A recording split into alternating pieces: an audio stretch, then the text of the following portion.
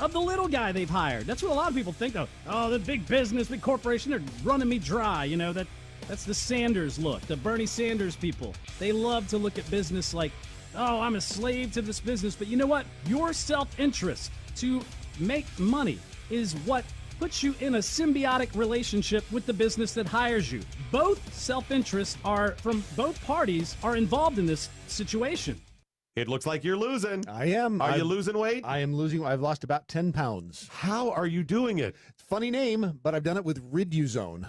RIDUzone.com, and the stuff works. It's, you get into all that, the molecule this and the found in that. All I can tell you is it makes you feel full, and it keeps your mind off of wanting to overeat. And also boosts your metabolism, Yes, so you're it does. burning more. Yeah, Try it today. It's going to work for you like it's worked for Brad and countless other people. Riduzone.com. RIDUzone.com.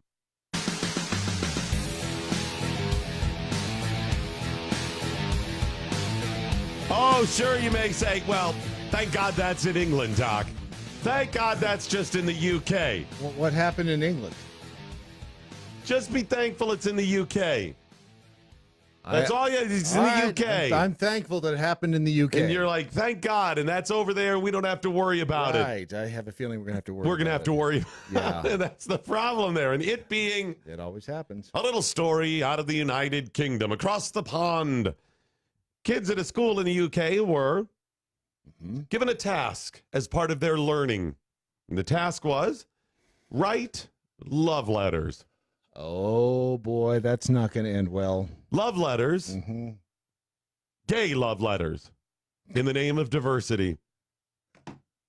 Now, before we get the rest of the details, let me just throw out there, I don't care if you're gay. I don't either. I do not care. I could think of a couple of things on my list that I care more about than your homosexuality. Like everything in my life. Almost, yeah. I mean, just 2 or 3 million things I could right above that on the list of concerns of mine today. So I don't care. And I would also say, why are kids given a task of writing any love letters in school whatsoever? Love is good. Love is good. Even if you say, Doc, no, it was a writing assignment. It didn't have to do with the topic. It was more about the writing skills. And I would say that's fine. They could write about, I don't know, the Revolutionary War. They could do a report on the African fruit fly. I don't care. But anytime you head down there, write a love letter. Wrong. Because you're going to end up, and you know what, if we avoid this, then we don't have to get into the, well, it was the homotype sexuals or the heterotype sexuals. No, none of that matters. Stop with writing love letters. But they did this specifically in the name of diversity. According to a video that was released by BBC Manchester, kids as young as 6. What does a 6-year-old know about love? Listen here, kid. Think about love. Oh, sure, it's easy when she's hitting you on the playground and you're snorting paste, sniffing it during art class. You think she's going to be faithful to you She's forever? No, one night little she's going whore. out for cigarettes and you never see her again. That's what love is. You little booger. Next thing you know, she's boffing the guy down at 7-Eleven for free candy bars. That's love. Why do you think they call them paydays? That's why. It's not the nugget and the caramel. You know, think about love. Cheating on Kavanaugh. You gotta bust out. Rape train. That's what you get from love, kid. Rape trains and beach week and drunk. That's you. Go ahead, write your love letter, you little What are we talking bastard. I don't even know anymore. God. According to a video, BBC Manchester, kids as young as 6 were asked to imagine themselves as Prince Henry. Oh, I'm Henry VIII. I am. Writing a letter to his male servant, Thomas, Oh, no. asking for his hand in marriage. Wait, what? Isn't Prince Henry already married? Yes. So they're actually wanting these 6-year-olds to get involved in polygamy or to imagine themselves involved in polygamy. Maybe give Maybe this was a while ago before the wedding. Maybe it was like Maybe. last spring or something like that. Oh, he had a girlfriend then. The video says, this school teaches children about LGBT relationships from an early age. This class of 6-year-olds is learning about gay marriage. All ages take part in the LGBT lessons. Wow. I don't remember learning about straight marriage when I was 6. No, that's in America. That's kind of a on-the-job training there. That's it. And then some of us have continuing education classes we have to blah, blah, blah, blah, take non-stop. You never end learning there. Good thing it's National Vodka Day. I need it. The teacher, when asked about this at the school, said, the kids are going to go out into that world and find this diversity around them. And they'll find that at a young age as well. And the more they can be accepting at this age, you're not going to face it further on because the children will be accepting now and will be accepting this diversity around them. If they're near Kevin Spacey, they'll find the diversity on top of them. Hey-o. You know what I'm saying? So that sounds like a lot of crap is what that sounds like to me. What are they trying to accomplish? This is not about diversity and accepting. You can teach that without getting specific at all. Here's one. You ready for this? Hey, kids, we're going to pretend for a moment this is our job at a school to even teach you about such things in life, but we know it's not really. But let's pretend it is. We think everybody should treat everybody well. And here in class, we will. It doesn't matter what they are, what they look like. None of these things. You will all treat each other with a certain bare minimum of respect. Yep. And then you move on. Yep. I don't care what they're doing, who they're doing it with. You'll be respectful to them. Done. And none of the, how come the families you always show are cisgender with two? Stop it. It's called normal. Yeah, that's right. It's time people that said to you, if you're homosexual, you are abnormal. You are. Does it mean you're wrong, bad, evil? Nope. Nope. It also means it's not for me to judge what you do beyond that, or if you're even wrong in God's eyes. But as far as society, it is still abnormal. Yep. No matter how many times you put people kissing males on screen and whatever, it's still not the norm. In fact, even if you had kids taught this at every class, everywhere around the globe for the next 50 years, there will still be more people that are heterosexual. It just is, because that is the norm. Now, cisgender people that are going through and say, well, that's right, I'm heterosexual, I'm normal. Yeah, you are, except for that freaky deaky stuff you like to do in the bedroom. That's not normal either. Wait, Oh, and you know what? The that? people that are like, right on, Doc, you're right. That's not normal. You're right. And you are normal, except for that other crap you do. Or except for that 6 toe you have. We all have things that are outside the mainstream and normal, and that's okay. What we shouldn't do is start pretending that those things are normal, because what we end up doing is normalizing bad behavior. If you look around and you say, look at all the craziness and the little safe spaces and all of the women melting down about Brett Kavanaugh and all of this stuff, even though none of it's been proven. We'll get to more of that later on. And even though what they claim their little sexual assault may have just been overhearing a dirty joke. Yeah. The reason they're melting down is because we have stopped telling them that they're not normal and likely crazy. You see what happens? The goalposts gets moved. Boy, do they. The limitation gets pushed. It's give an inch, take a mile. So what we do is we go, hey, she's bat crap crazy. But we understand, and because we care and we're sensitive, we don't want to trigger her. So we'll give her a wide berth when it comes to that stuff. We'll say, okay, fine, you're crazy, but we're not going to call out the crazy. We'll just kind of ignore it. And the line of crazy gets moved. And now, since we've already moved the crazy, not only do we even not recognize that she is crazy, we're just being kind and moved it, we start accepting that as the norm. It's not. Homosexuality, although I don't care, I'm not going to condemn you, and I have my own crazy-ass abnormal stuff, Yes, you is not normal. Nope. It is not. Ta-da! And we got to call it out. Now, to my homosexual friend, I have a gay friend. How's he kiss? Pretty good. He's a little forceful, and that's frustrating to me. Because he's a man. Rapist. Hashtag me too. No, to my gay friends out there, you know, I don't care. I'm admitting my own faults. There are other things that I do that are abnormal. But let's just admit what it is. I'm not judging you like I'm determining whether or not you get into heaven. No, not at all. But let's stop pretending things that are abnormal are normal. For example, let's say you said, I'm going to live in an aquarium. I'm going to build a giant aquarium instead of a house, and I'm going to put it on the street, and I'm going to put a fish in it, whatever, and every time I'm at home, the entire time, I'm going to be in scuba gear, living in the house. We would drive by and say, that's not normal. Am I saying you're wrong? You're a freak? I hate you? We ought to take you down? Put him in hell? No. But everybody's going to drive down the street and go, that's different. That's unusual. And there it is. Stop getting caught up in it. So the school pushes this radical pro-LGBT agenda. The Q hasn't even gotten there yet, and certainly not Two-Spirit.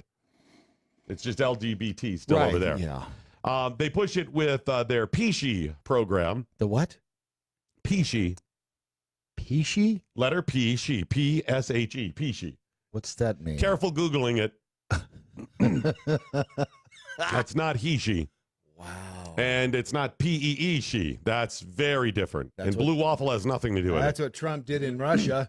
That's right. Peachy. It is their personal, social, and health education. Personal social. It's just a social justice warrior program. Peachy. They say they seek to provide pupils with opportunities to explore, clarify, blah, blah, blah, whatever, the typical whatever. But the program also includes with this requiring students to wear gender-neutral uniforms, use gender-neutral speak, all of this. This isn't education. This is clearly, outright, without question, indoctrination into not just people who are different or accepting, into normalizing things that are not normal for the purpose of agenda. High capacity, fully automatic, large caliber, freedom. Mojo 50. Have you done it? You catch a glimpse of yourself in the mirror? I'm one of those people you don't want to see naked. Yeah, most of us. But I mean, you look and you're going, what the? I know. How did I get to whatever? Yes. Yeah. Oh, it's horrible. Hey there, it's Doc Thompson and Brad Staggs to tell you about a different way to shed those pounds. This is brand new tech. It's only been around for a couple of years or so. It was based on research from the University of California that said there's a molecule called OEA that's found naturally in your body. It produces it in the Mediterranean diet, that when taken in concentrated amounts, it will actually make you feel fuller and boost your metabolism. I've lost about 10 pounds so far. It's amazing. It now, really is cool. A company said, we can take this to market and make this great product that'll help you. It's called Riduzone, RIDUZone.com, RIDUZone.com. Brad's worked. It's worked for Brad's, worked for me, countless other people. Go to riduzone.com and try today. You're going to love it. Riduzone.com. Remember that, RIDUZone.com. Dating today with all the crazies out there has to be nuts. Yes, it really would. Wouldn't it be nice if there was a place you could go to find people who think like you do? Like me, like libertarians and conservatives? Right? There is. WeThePeople.dating. Amazing. What a genius idea. This is a site that you can go to if you're single and you are looking for somebody who you know you're going to think the same way, as for from a political freedom standpoint. If you want to date the right person for you, you'll find them in one place: WeThePeople.dating. Doc Thompson, Mojo 50. Imagine this, Brad. Yep. You're an advisor to a president. You're one of the people that are deciding what to do when all of a sudden you have definitive proof that there is an inbound nuclear missile headed for, let's say, Los Angeles, or a couple of them, one heading to Chicago, whatever it is. And there you are. You're sitting there in the room, and they say, Mr. President, we have proof that within 30 minutes, nuclear missiles will rain down upon these couple of cities. What do we do about those people in the cities? 30 minutes, Mr. President. You warn them, pandemonium breaks And out. nobody gets out. Right. You know what this does, though? You get the 30-minute warning. You walk down the hall. Hey, Mary, I've thought you were hot for about 10 years now, and I've watched you from afar. We got 30 minutes. I'd like to watch you from a close now. I'd like to watch you naked on the desk. I'm going to go all Kavanaugh on you. So that's what that is what the 30-minute warning does for you. Take the pain out of ordering your diabetic testing supplies with Diathrive. Diathrive ships the testing supplies you need directly to you when you need them. Best of all, with plans starting as low as $8 a month, Diathrive is probably going to cost you less than what you're paying today. Diathrive is so convinced that you'll love their service, they're offering your first month of supplies free. Simply type the code DOC, D-O-C, at checkout. Diathrive.com. That's D-I-A, thrive.com. The Conservative Cartel. Now, a CNN report noted that Feinstein has demanded the FBI inform her of everyone the agency is talking to as part of the probe into these allegations. Asked how the American public will have any confidence in the ultimate conclusions reached by the Senate following such a secret report from the FBI, Feinstein replied, well, let's see. I can't say because I don't know what the investigation will say. Yeah, you do. You know exactly what the investigation is going to say, Diane, and that's why you want to keep it confidential. The same CNN article reported that the California senator was joined in her calls for the results of the FBI probe to remain secret by Democrat Senator Chris Coons. How do we know Chris Coons? He's the one that made the infamous deal with Jeff Flake. Interesting how that works, right? Oh, yeah. Because Coons and Flake went on to where? 60 Minutes. Oh, kumbaya, kumbaya, yeah. Little campfire singing, right? Because everybody's in lockstep when you're liberals.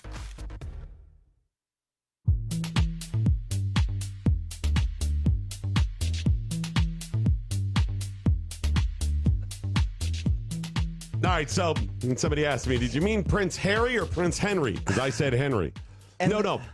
From the articles I saw and the BBC video, they say Prince Henry. That is Prince Harry. I'm sorry? That's Prince Harry. No, Henry. It No, says Henry is Harry. Well, It's- not what that I is it? would know that, but Hey, Henry's Harry. Harry's Henry. We now go to Brad Staggs, who has been with Prince Henry already to teach you how to write a love letter.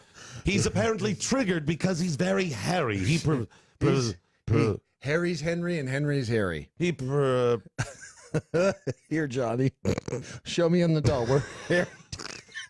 He prefers men who are less hairy. So wait a minute. How is his name Harry if his name's Henry? It's like It's a Robert nickname? is Bob and No, Yes. it's not. No, because Harry is Henry. Bob is a nickname for Robert. Yeah, I don't know how, but it is. Right, but at least you understand how many letters in Robert. Yeah. Six. Six, yeah. How many Bob, letters in Bob? Three. It's three. Great. Yes. How many letters in Henry? It's 1, 2, 3, 4, 5. How many in Harry? 5.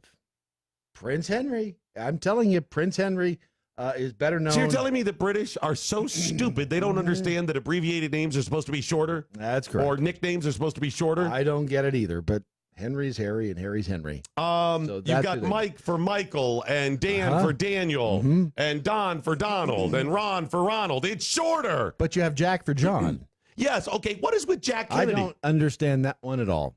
It's the same number of letters. Yes. The first letter's the same. Yeah. I don't. What? It's Jack for John, John for Jack, Harry for Henry. Listen, guys, Makes no hang on, sense. hang on.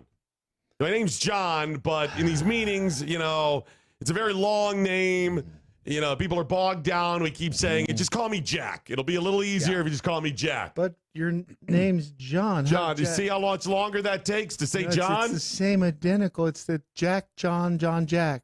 I don't get It's it. like my brother Henry. We call him Harry Harry. because it's much shorter and it just snaps. It just pops right along there. It's no wonder we kicked their ass in the war. They don't understand. Because they don't make any sense. That always puzzled me about John Kennedy. Yeah. They're like, John F. Kennedy, John Kennedy. So Jack Kennedy today, I was like, Who the I remember as hell's a Jack? kid, I was going, is that his brother that they're referring to? No, Is that's Theodore. Ted. The other one. Okay, they got that. Yes, Theodore and Theodore. His name's Ted, right? Uh-huh. And then Robert and Bobby. Although Good. Bobby, Got it. what Robert, Bobby, what Bobby Robert. It's Same a thing. less letter, one less. Is it? Yeah, well, yeah, it is, isn't it? Bobby, yep. Right, but still Yeah. could have done better. He's calling Bob. Yeah. Well, there's some people you don't want to call Bob. Okay, get that's pissed off. fine. Just What saying. a goof. I don't get So, it. yes, apparently Prince Henry is Prince Harry. I have no idea why. I had no idea his actual name was that. I try not to pay attention to the royals because, come on, man. What Do you know how close we are to our judicial system and our whole democracy or republic being the royals? When we have to call judges Your Honor. Oh, of course. I mean, It's where that we we're don't just call a them. step We don't call them away. dukes and duchesses. We call them Your- senators, Your Lordship. and congressmen, and representatives, and governors. Why don't we and just Your go Honor. all out with Your Lordship? Just in court, Your Lordship. So you may be saying to yourself, at least we don't have to deal with such things in the U.S. These gay love letters, children writing them to. Well, we've had some schools that have done some similar things in the U.S. And I also offer this little gem that I found today as well. A story about Shabo Han. Excuse me? Name is Shabo Han. Shabo Han. Or Han. hmm And he's spotlighted in an article. And the headline is, "More men are wearing stilettos if they can find their size." No, they're not. No, they're not. Gay men are, or homosexual men, or cross-dressing men, or transgender men. Men are not. Cisgender men are not wearing stilettos. No. I don't know normal men are not. Now, No. if you wear stilettos, if you like the ladies' high heels, that's fine. You're not normal. You're not necessarily a bad person because of that. I don't hate you because of that. I don't have a problem if you do that. That's your business. As long as we all recognize that is not Normal. it's abnormal. It's unique. It's different. It's avant-garde, whatever you want to call it, but it's not normal. And I'm not prepared for us to move the goalpost of, sure, men wear high heels all over the place. And there's a couple of reasons I'm unprepared to do that or unwilling to do that. It's hard to walk in stilettos. Thank you. I don't want that nonsense, fellas. Hang on. It's so hard. Let me explain what we got here. If we have to go to a formal event, we don't have to think about it. It's going to be one of two things. You put on a jacket, you put on a tux. Yep. That's it. Nice shoes. You want to put nice shoes? Just But they go with it. something black. Right. You don't have to get a different pair. The suits, if you buy one that is kind of a generic style, it'll last for a long time as well. Yep. We don't have to think, oh, is it clean? That's it. I haven't worn that thing in 6 months. It's got to be clean by And now. by the way, you get to a certain point that even that little gravy stain on the lapel, Yeah. if it's been over 6 months, it'll just flake right off. You just you scrape it right off there. That there is a money-saving tip. We don't have to deal with this. The ladies have to, well, I don't know what I'm going to wear in the dress and the style, and I got to get a new one in hair and heels and accessories and accoutrements. And we don't have to do that. We are in a good place. We have given up so many other things. We have to do all of this nonsense. 30, 40 years ago, our fathers, grandfathers, whatever, they didn't even have to shower. That's a good point. They didn't have to do anything. They came home from work, smelly, greasy, disgusting, flopped their ass down on the couch, started watching All in the Family, said, bring me a beer and a sandwich, and that was it. And then they didn't have to go to formal events, and on the rare occasion they did, because it was the lodge, the formal, or somebody getting married, they didn't they just put the jacket on. They didn't even tuck. It was wrinkled, and that was accepted. They certainly didn't have to manscape and stuff. No. Look at all this stuff we have to do. I'm not giving on shoes. No high heels. I have worn a pair of high heels. I will say that now because it'll eventually come out. And they are very difficult to wear. I've worn them many times. I don't know if I'd go that far, but I will say that you could turn an ankle so easily in those. I've worn them many times. Just as a clarification, I was, at times in my life, a thespian. Oh, my gosh. Ergo, at times. Are you admitting that on national admitting radio? that I am a thespian. I'm fine with people know it was going to come out anyways. Oh. I mean, listen, there are gaps in my memory about my thespianic activities, that's what the T is for. But I'm sure if you ask anybody from school, they were going to, if I said I wasn't a thespian, they dispute it in the pictures and, you know. Oh, man.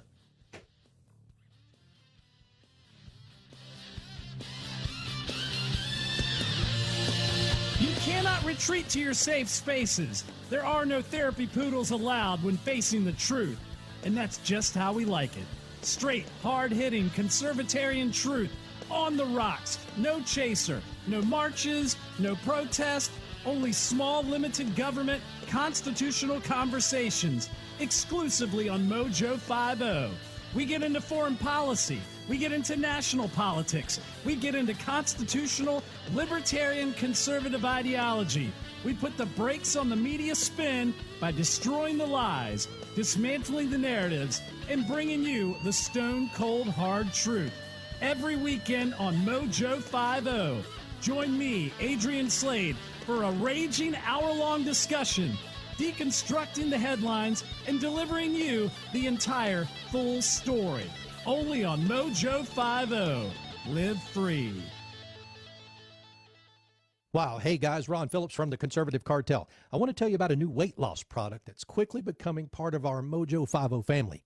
Okay, so it was launched by this Texas company who have taken the good stuff in olive oil and created a patented product that helps people control their appetite and lose weight. That's right. It's also a big help to keep the weight off. In a 6-year study of former contestants from The Biggest Loser, you remember that show? It showed that when you lose weight, your body actually thinks something bad has happened and it fights back by slowing your metabolism and boosting your appetite. Rid-U-Zone, that's R-I-D-U Zone, contains a patented ingredient that has been shown to boost metabolism and reduce appetite while helping you burn fat. If you are struggling every day with cravings, try Rid-U-Zone. It makes it so much easier to control your appetite and not think about food all day. That's my problem. For a short time, we have a 30% off deal for our show. Just go to riduzone.com and enter code MATT. That's M-A-T-T. Again, that's riduzone.com, R-I-D-U-Z-O-N-E.com. Rid-U-Zone. There's a better way to meet people without having to suffer through all the crazies. Weed out all the nutty people with WeThePeople.dating. That's WeThePeople.dating. It's easy to find a liberty-minded match, and it takes less than a minute to create a free account and begin browsing through over 11 million monthly subscribers. Look, we all know the success of a relationship hinges on the core shared values of a couple. So check out WeThePeople.dating. Sign up and start dating today. WeThePeople.dating. Life, liberty, and the pursuit of a partner. Hey, it's Doc Thompson. Got the new show on Mojo 50 coming up. Hopefully you'll join us for that. And as a regular feature, my good friend, my life partner, Chef Patrick Mosier. I mean that in a food sort of way. I would hope so. Yeah. You'll be joining us on the broadcast as well? Absolutely. Every day that you ask me to. Talking food and business and prostitutes, right? Because you're the food biz pro, and that's what the pro's for. It's all about cocaine and hookers. It's all about cocaine and hookers until somebody gets arrested. And then it's about the legal system. And well, you get the point. We'll be talking food and food trends and business. And of course, we'll be spotlighting business as I always have on my broadcast. But Chef Patrick Mosier will join us, and he has his own platform starting soon on Spoonie Radio. Spoonie Radio, 24-hour food talk radio. Can you really talk about food for 24 hours a day? I could, but even I don't want to listen to myself talk about food for 24 hours. So we will have somebody will. Someone will be on the air 24 hours a day talking food, fun, travel, culture, and more than anything, food. Hey guys, Ron Phillips with the Conservative Cartel. Are you tired of the bar scene, hoping to find the love of your life? Well, there is a better way for you single guys and ladies out there. Check out WeThePeople.dating. They make it easy to find a liberty-minded match, and it takes less than a minute to create a free account and begin browsing through over 11 million monthly subscribers. Look, we all know the success of a relationship hinges on the core shared values of a couple. So check out WeThePeople.dating for the love of people and people of love. Sign up and start dating today. WeThePeople.dating. Life, liberty, and the pursuit of a partner.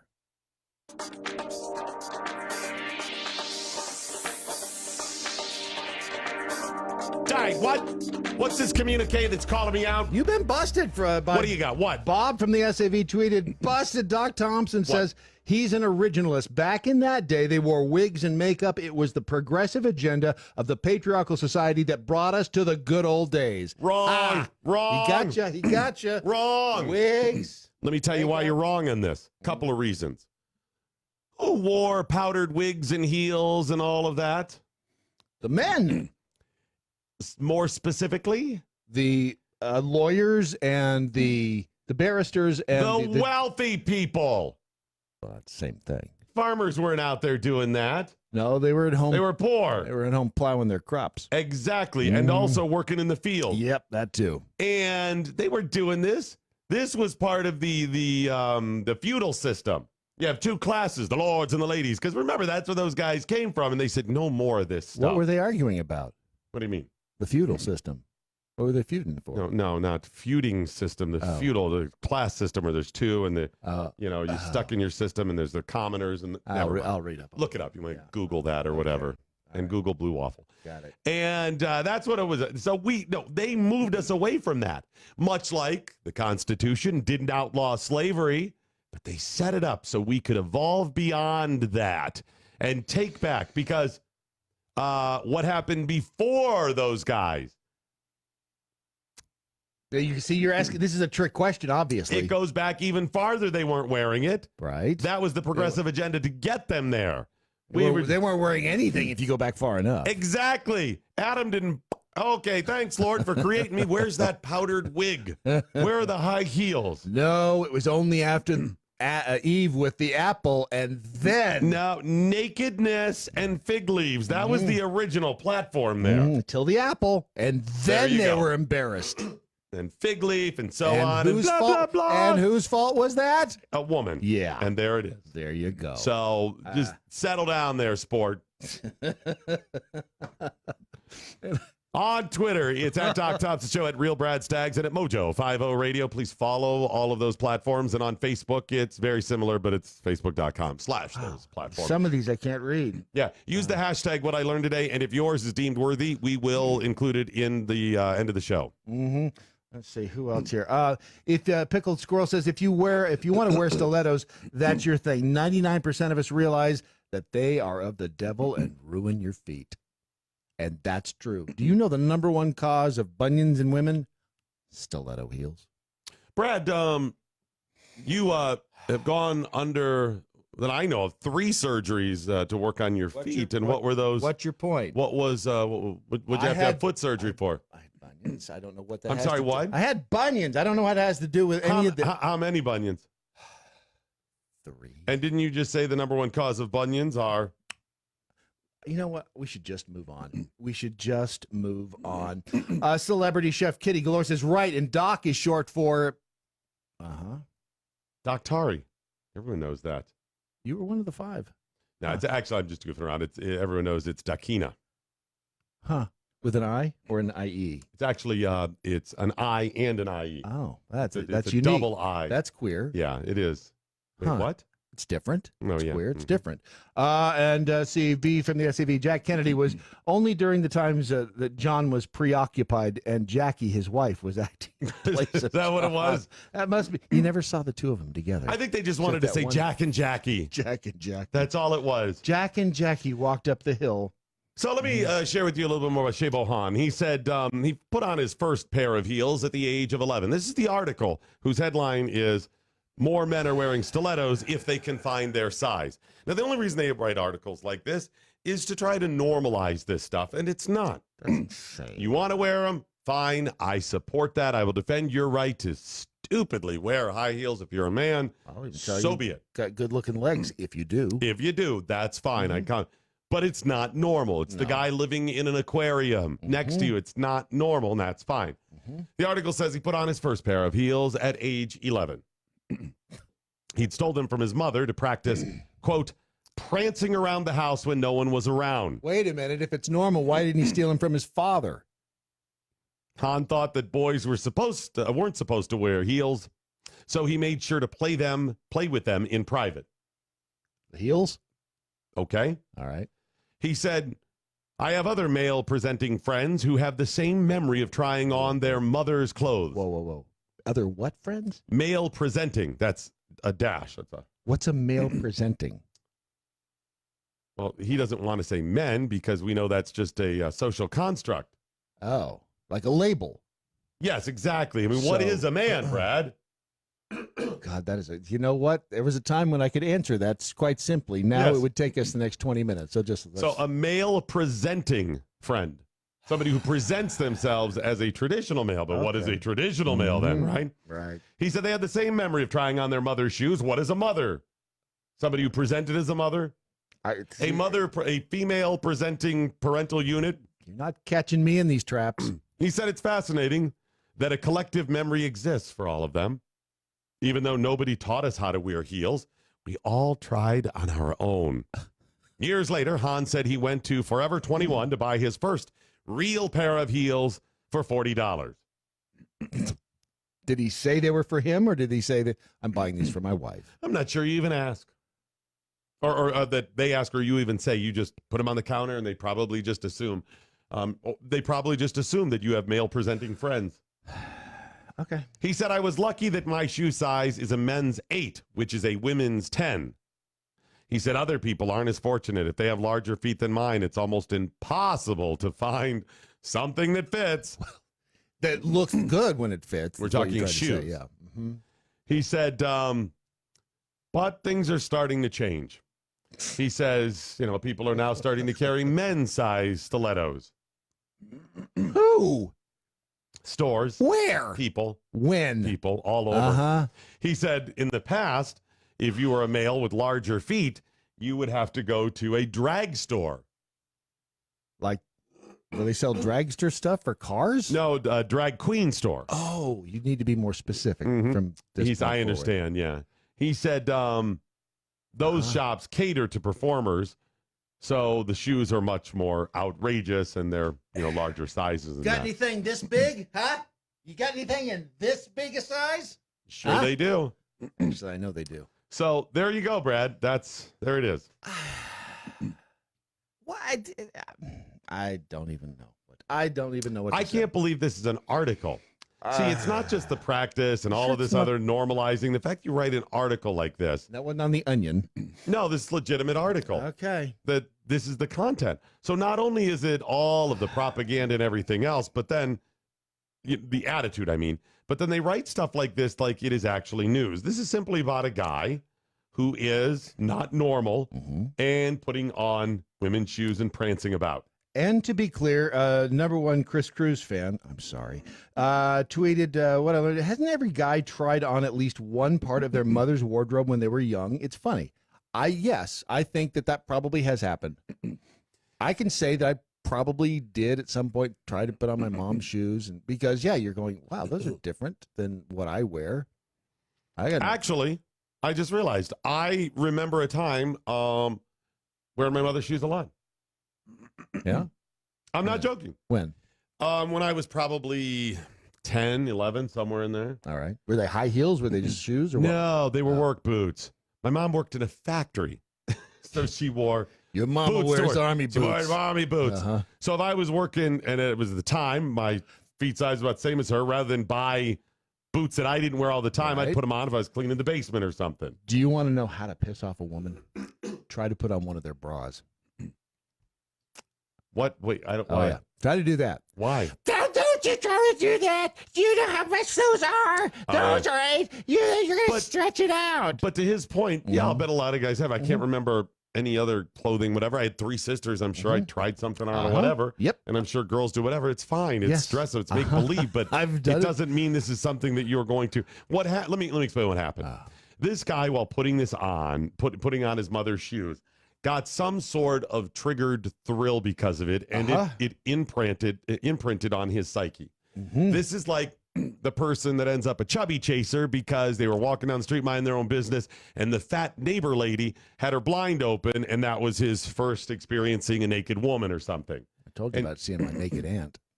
She was large. Was she a large woman? She was a large Are woman. you a chubby chaser now? Nope. Had you seen other women prior to that? No, not really. It just didn't trigger the right. Nope. Okay. So but that happens to people. People have a fetish.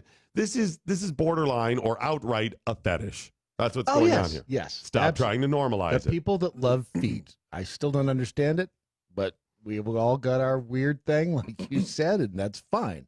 But don't try to project it onto me. It's another lesson here. My buddy of mine filled in for a coworker of mine. Try to keep this as vague as possible. Good luck. I was working at a radio station, and a buddy of mine had to fill in for another producer. He was part-time. This producer was full-time, and this producer was also an assistant of the program director of this radio station. Fortunately, I've fired from many radio stations, so it'll be hard to track down which program director. While filling in for this producer / assistant, they had cause to go on the program director's computer. Program director even said, go in there and get that whatever and send it to me, whatever. Well, on the computer, they happened to go through the browser history. That never ends well, ever. There were all kinds of sites about feet and celebrity feet.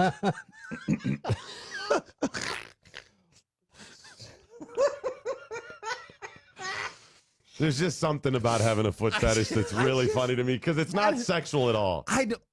The closest thing that anyone has ever explained to me is the fact that there are a lot of nerve endings in the feet. And have you seen Pulp Fiction? Yeah. When Travolta is talking to Sam Jackson, he says, "So you don't think a foot massage is sexual?" No, man, I've given a bunch of foot massages. No. Would you give a foot massage to a dude? Shut the hell up. He goes, well, no, there's something about feet, but I don't know what. It can't. It's like getting a massage. I mean, anyway, you get a head massage, your back massage, whatever. It can be sexual, and that's fine.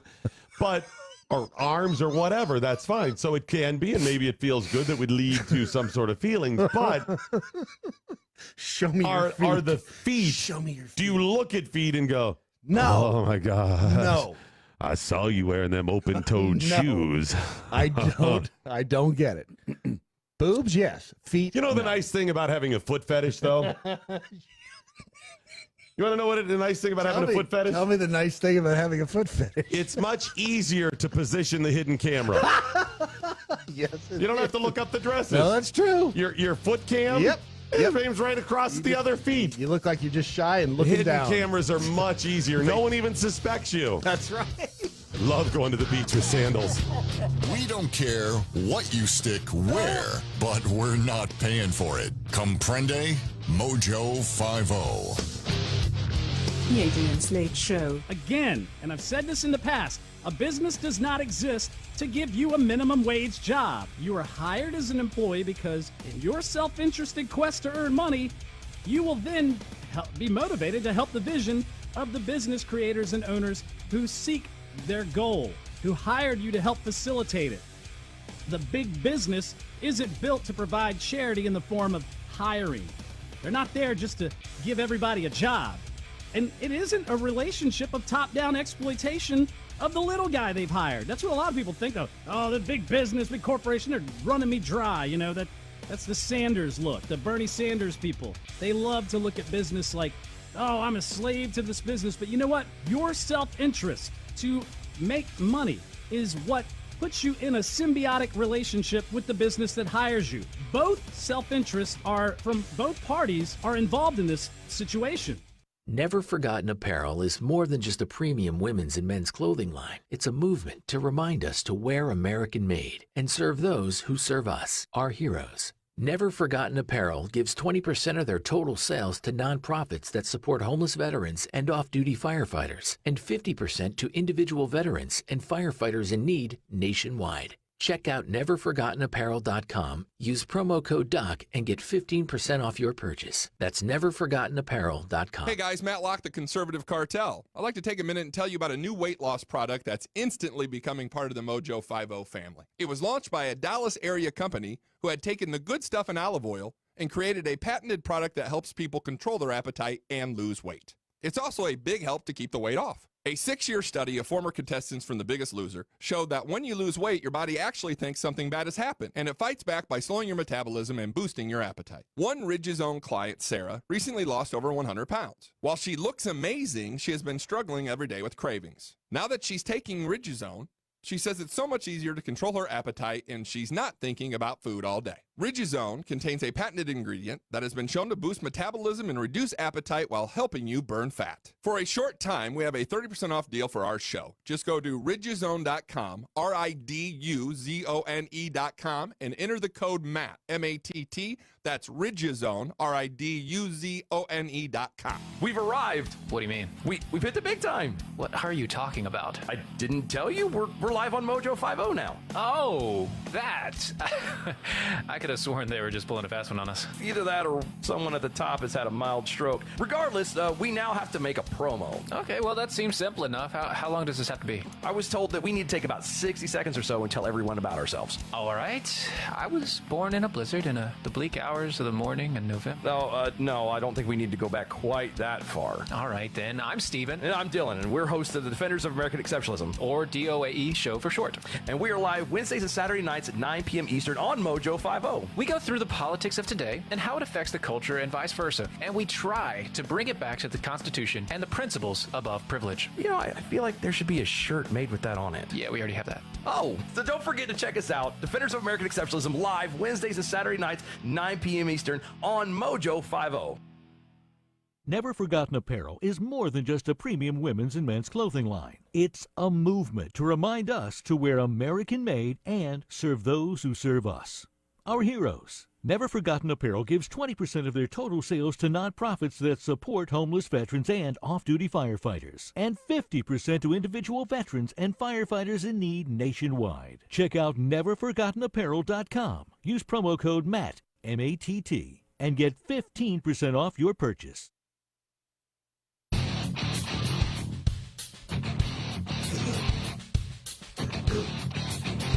Trouble at Kent State University. Again? Different kind of trouble. Uh-oh. Much worse. Worse? Much, much worse. Wow. Kent State University decided to put on a production of West Side Story. Uh-oh. You're right. This was part of its fall main stage musical. They did the casting last spring, and Bridget Martinez said she was so thrilled. Loves theater. Mm-hmm. Her name's Martinez. Uh-oh. And it's West Side Story. Right? Yep. Lots of people in West Side Story are Latino, Yep. Latina, Latinx, and some other lats. Yep. She said she was thrilled.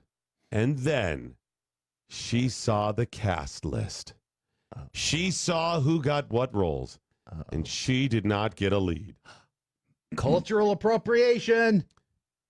A white girl got the lead she wanted. A white girl. That is not fair. And then she looked, and all of the leads were given to white people. She was cast as an understudy for a white girl.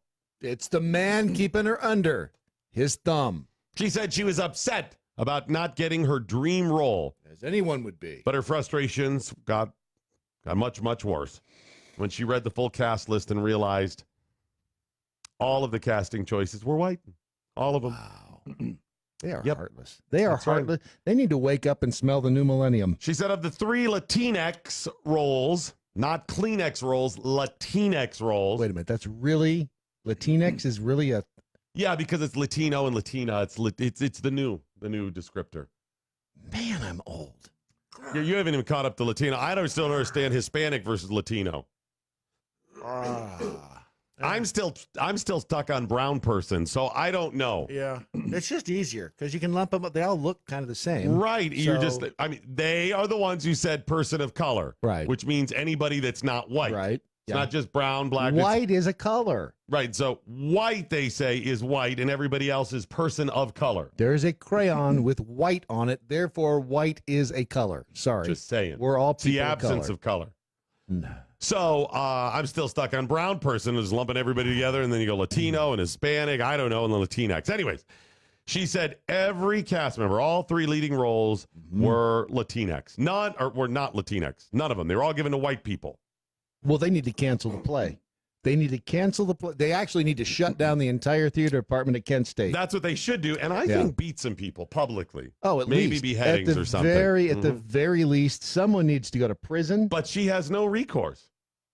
Yes, she she has to star as the understudy, or star. She has to play the understudy. She has recourse. She could sue, and she should. But she can't drop out. Well, that would leave them with no. No, that's not why she can't drop out. Why can't she drop out? There is a rule, and I didn't realize this, and it probably makes sense. If you are part of the little theater program or whatever in certain colleges and that, when the cast list goes up, right? If you refuse to play the part you were cast for, then You are on probation. You are kicked out. You're blacklisted. You are. And that actually makes sense. Why? Because you're going to get a lot of hurt feelings going, I deserve to be. Well, you can't depend on them. And then they don't, right. So this is forcing them to be dependable. You throw your hat in the ring, you're going to be a part of this, then you take the role that you end up getting. You going to do a trust fall with somebody that's quit the... No, I'm not doing a trust fall But with you somebody. see how difficult that is. Yep, yep. I'd sue if I were her. I'd quit and sue. So now they're struggling with this. I don't know what the solution is and what they're going to end up doing. Shut it down. Shut it all down. I thought you were going to say they cast all the parts with males. All white guys. White guys. Everything. I don't know why they wouldn't. I mean, you're either a... Most men are wearing stilettos now, so you're either a jet or a shark, man. Why not? Right in. See, if they want equality, you got equality. Boom. Now, the good news is the school held a school-wide diversity training last Friday. Oh, yeah. Oh, sorry. I wasn't supposed to clap. So that's... What do you mean? You can't clap now jazz because hands. of people. Do the jazz hands because I don't want to trigger anybody with an audio whatever. So I don't know what they're going to do from here, but yeah, that's right. They're going to do diversity training. Is that what you said? Yeah, that's right. Diversity. They already held one. I'm sure this will continue. Oh, good. Here's my question about their diversity training that was triggered because of this. How does this? Are there any conflicts with this diversity training and the normal, regular college campus diversity training? Because it's not like Kent State and other universities weren't already offering mandating diversity training. Right. Wait, are you suggesting that people who have gone through diversity training don't come out the other side different? Don't come out the other side of diversity training having a whole new respect for people who aren't like them, who are different? Is that what you're suggesting, that diversity training is a bunch of crap? I am not suggesting diversity training is crap. I'm not suggesting that. Good. I'm glad to hear that. I'm outright saying it. Diversity training is crap. I'm gonna go ahead and throw that out wholeheartedly right now. It's crap. That's edgy. It's bad. That is edgy. That is edgy.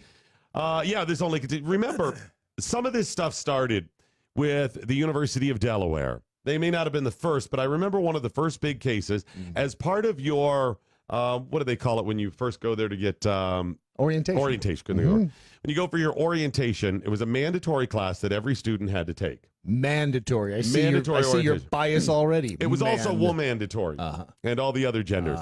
And it said that all white people are racist and only white people can be racist. And that was 20-some years ago.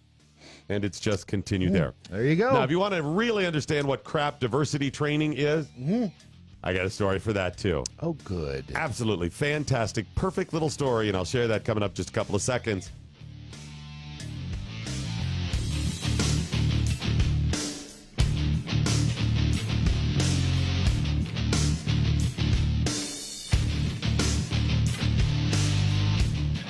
Picture it.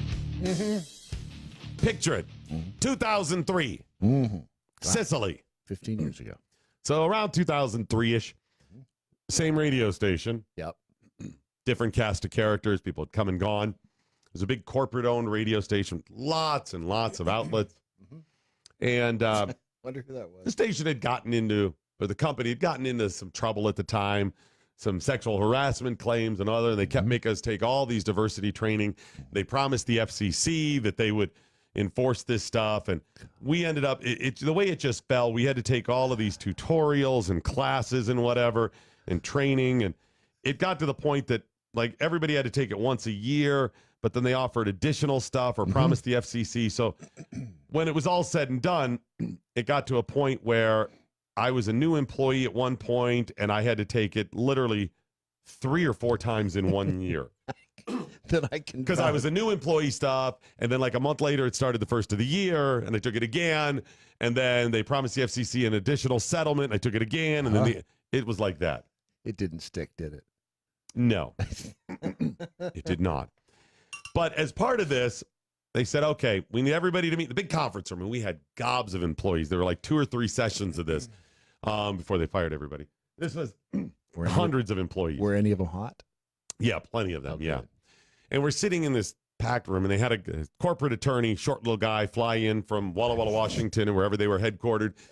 And he starts a PowerPoint presentation, and he is very serious about this stuff. You cannot do this, and you must do that. And he explained what elevator eyes were. No, up here, buddy. My eyes are up here.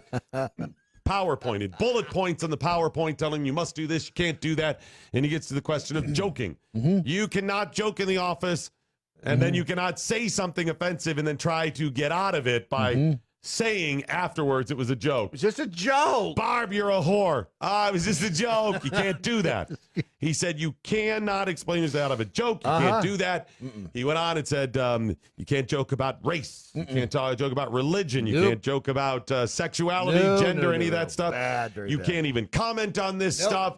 And this went on and on. We had to sign in that we were at this meeting, and the meeting was hours long. Right. And if you didn't attend the meeting, you were going to be fired. I mean, it was that serious. That is serious. And we get about halfway through the meeting, and he's going on about how this and how people religion and giving an example. And then he pauses in the middle of this explanation and goes, I know this is, frustrating for some of you. Some people take this a little serious, like those Episcopalians. And he does like kind of a robot walk.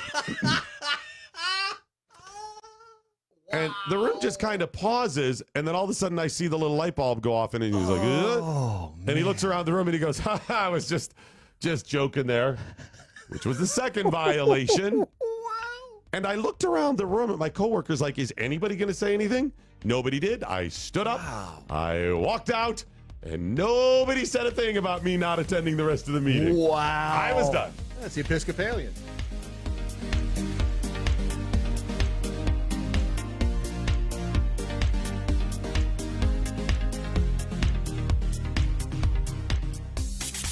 Sedition? Yes. Mojo 50.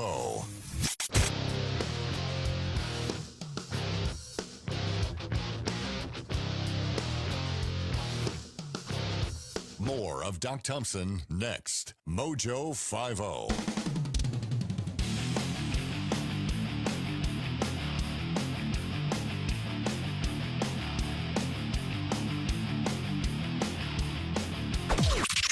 This is the seditious, rabble-rousing, liberty-loving, home of fun, entertaining, and compelling talk. Mojo 50. Breaking news this hour from townhall.com. I'm Bob Agnew in Washington. Having taken a look at the FBI's investigation of Brett Kavanaugh via his staff, the Senate Judiciary Committee chairman says there's simply no hint of misconduct. Chuck Grassley issued a statement saying that I've now received the committee staff briefing on the report, adding there's nothing in it we didn't already know. Grassley goes on to say neither the Judiciary Committee nor the FBI could locate any third parties who can attest to any of the allegations. He concludes by saying it's time to vote. I'll be voting to confirm Judge Kavanaugh. That's Capitol Hill correspondent Wally Hines reporting.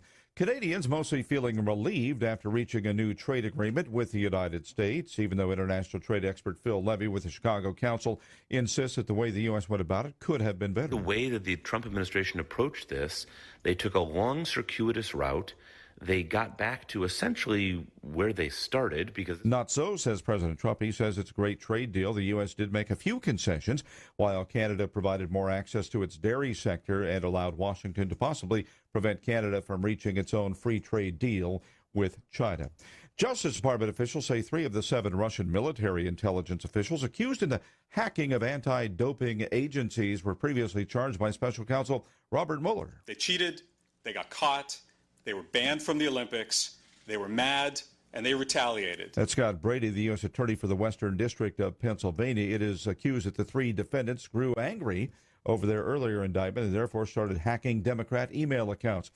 Extreme skiers from America who overcame poor weather conditions got safely down from the world's 4th highest mountain. I had pretty good confidence, and there were lots of, the weather was an issue, our equipment was an issue, the weather. The skiers, the first to ever come down that 28,000-foot summit. More details at townhall.com. Dating today with all the crazies out there has to be nuts. Yes, it really would. Wouldn't it be nice if there was a place you could go to find people who think like you do? Like me, like libertarians and conservatives? Right? There is. WeThePeople.dating. Amazing. What a genius idea. This is a site that you can go to if you're single, and you are looking for somebody who you know you're going to think the same way, as far from a political freedom standpoint. If you want to date the right person for you, you'll find them in one place: wethepeople.dating. This is David Barton with another moment from America's history. As another election approaches, many citizens now take the process so much for granted that they're apathetic about voting. After all, since America has held elections continuously since 1619, why should this election be viewed with any particular interest? They argue that since America has survived even wars and calamities, what difference does one election or even one vote make? Perhaps they should listen to the words of the great Daniel Webster, who declared, "I apprehend no danger to our country from a foreign foe, for there is no nation on earth powerful enough to accomplish our overthrow. Our destruction, should it come at all, will be from the inattention of our people to the concerns of their government, from their carelessness and neglect. Therefore, in the upcoming elections, don't take your freedoms for granted. Make sure that you vote." For more information on God's hand in American history, contact Wall Builders at 1-800-8-REBUILD. It looks like you're losing. I am. Are you losing weight? I am losing. I've lost about 10 pounds. How are you doing it? Funny name, but I've done it with Riduzone.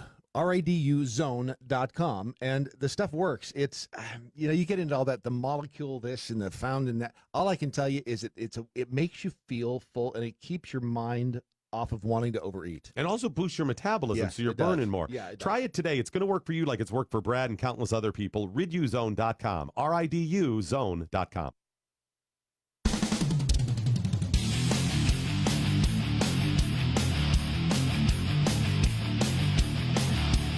All right, if you would please follow us on social media. It is at Doc Thompson Show, at Real Brad Staggs, and at Mojo 50 Radio. And by the way, real quickly, people are saying they couldn't find us on iHeart. Don't search for Mojo 50, search for Daily MoJo. Search for the individual show. If you search for Daily MoJo, you will find it on iHeart. So this is the Daily MoJo. Yes. Doc Thompson and Brad Staggs. Is that what we got going on there? Yep, Okay. yep. And then you got the Conservative Cartel that's also on Mojo50.com as well. Yeah, and hopefully the Mojo 50 station will be up there soon. So. Okay. So for the time being, just look for Daily MoJo, and that's where you'll find us. Here's what would be really cool if we could make it more difficult. Yeah, I'd like to try, and as you've seen this morning with my technological challenges, apparently I've grown to that age where I can't figure out squat. It's a bold business plan to say it'll be difficult for people to find you.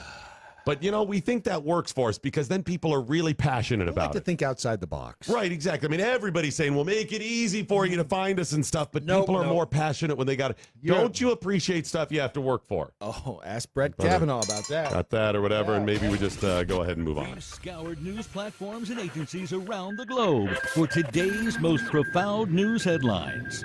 Presenting them now, here's Brad Staggs. Profound indeed. What if you're gone someday?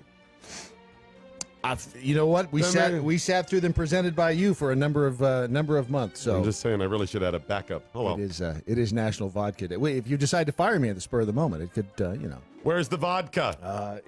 We had National Drink a Beer Day and Drink a Beer Day. If you think this is water, you're sadly mistaken. Oh wait, so on National Drink a Beer Day, there were people triggered. Oh yeah. Last you're week. You're drinking to salute a rapist, a gang rapist. You mean because it was during the week? Because National Beer Day happened to fall during the week of the hearings when Brett Kavanaugh said, "I like beer." Okay, so if we were, yeah, what's it to you? That's right. I'm drinking tea. What's it to you? 6-year-olds don't know nothing about love. Remember, if you remember Beach Week, you weren't there. Hey, good news. The White House is fully confident of Kavanaugh's confirmation after seeing the FBI investigation. I'm not so confident. That's one side of the coin. The other side of the coin is Dianne Feinstein. Yeah, because she's not a complete investigation. They just left out everything. Remember when I said or asked the question a week or so ago, what would be acceptable to them? Because remember, they delay any day. Just delay and get an investigation. Give it to the FBI, which we did, right? Yes. And I said, is a week going to be enough? Is it going to be 2 weeks? Yeah. What would they say? And I asked this question a week or so ago. If I said, what would you consider acceptable? Is it when the FBI says, we're done? Good question. Would it be if it happens for 2 weeks of an investigation, a year? what would they say? And I said, because I want the standard beforehand, because I knew this was going to happen. I knew when they said delay a week for an investigation. It goes back to, you know what? When you pray for something, be careful what you ask for. God may grant. It may not be the answer that you wanted, but God will give you the answer. It's kind of like the FBI. Yeah, they didn't get either. Yeah, they're going to keep going. And again, I don't even like judges and lawyers. Nope. I didn't vote for Trump. This is so frustrating to have to defend things that I'm not pro, or it just, you see idiocy and you have to, sooner or later, if you don't stand for something, you'll fall for anything. You can quote me on that. I'm writing that down. Thank you. Writing it down. Moving along, she was arrested for practicing medicine without a license. Dianne Feinstein? On animals. After Hurricane Florence. Oh, yeah, I think I saw the headline of this. No good deed goes unpunished. This is so... Her name is, I think it's Marie Hedges. Tammy Hedges. She was charged with practicing veterinary medicine without a valid license for the act of taking in dozens of animals that had been abandoned during Hurricane Florence. She said she saw a need to help the animals out. She'd gathered a group of people to do something about the matter. And, of course, what happened was that she was arrested and charged with practicing veterinary medicine without a license. Number one... If she was, even if it wasn't the hurricane, even if it was just a random Tuesday, I don't care.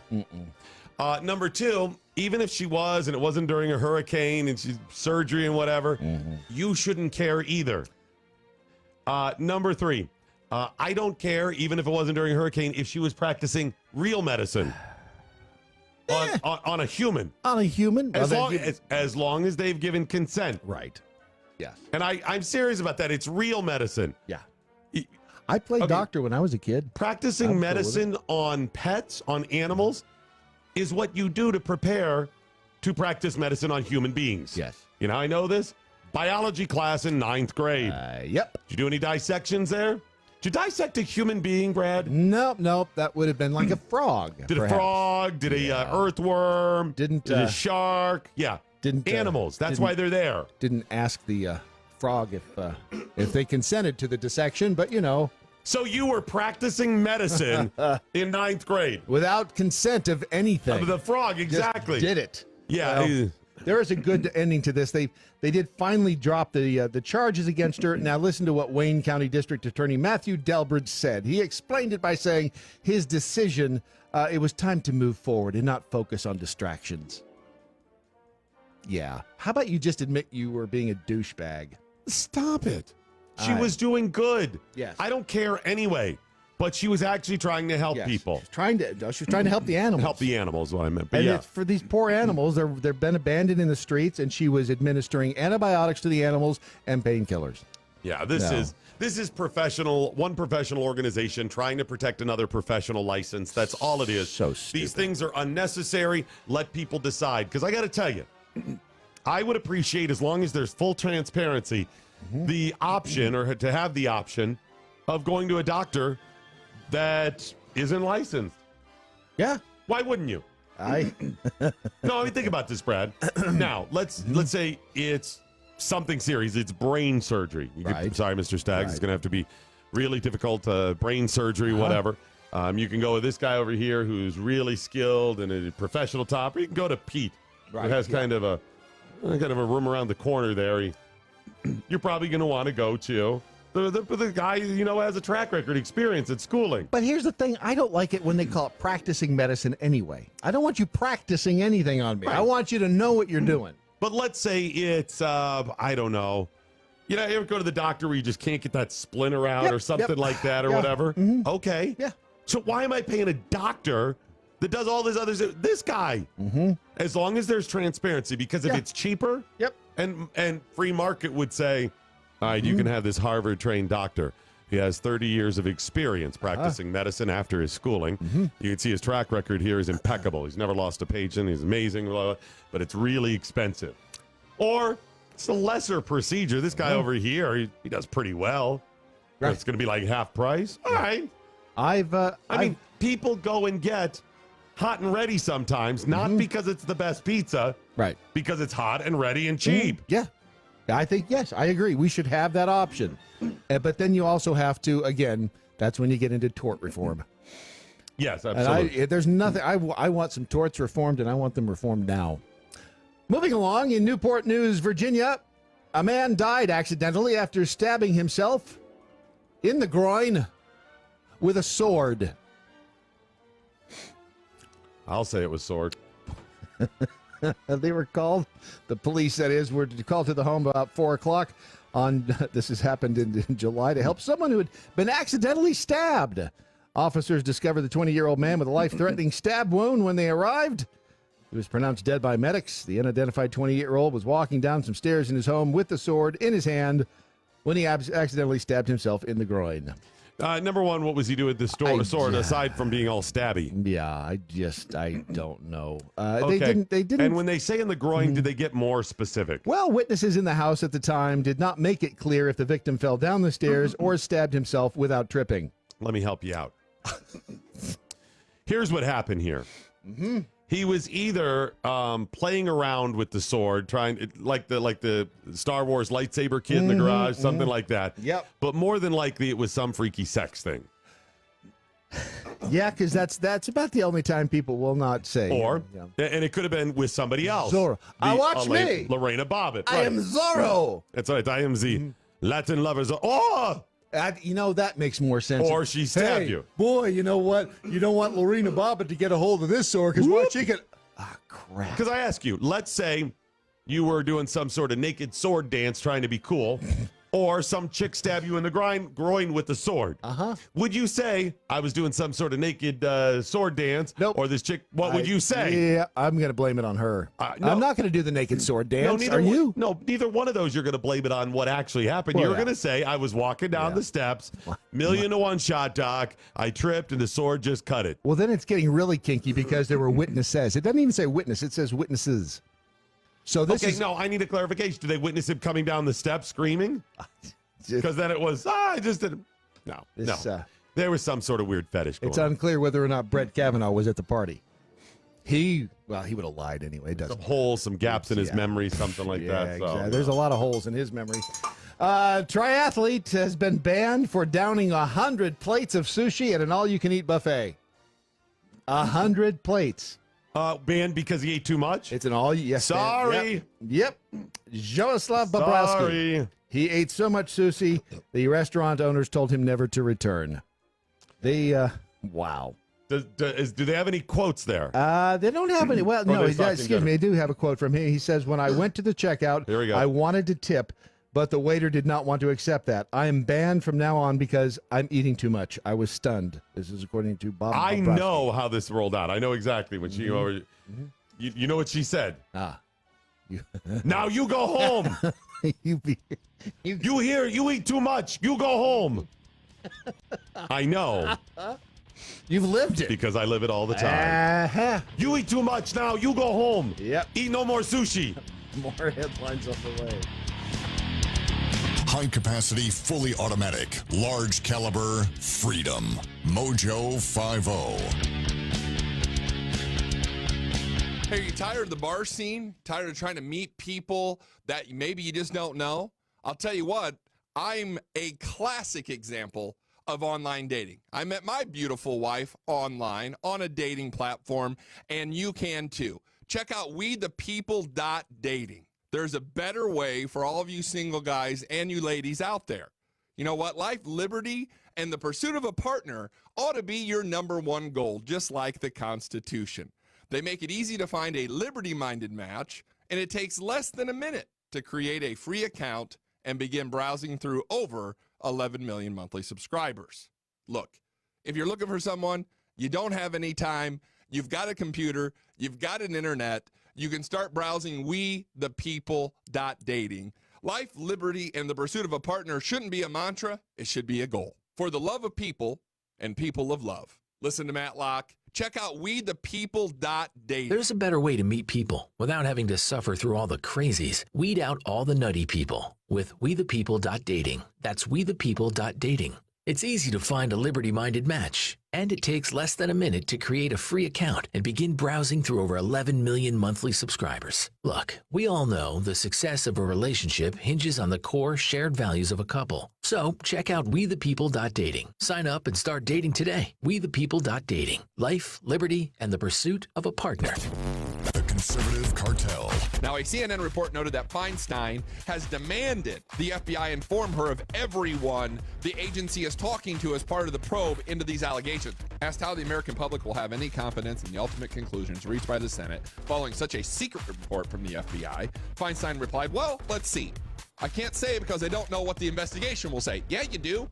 You know exactly what the investigation is going to say, Diane, and that's why you want to keep it confidential.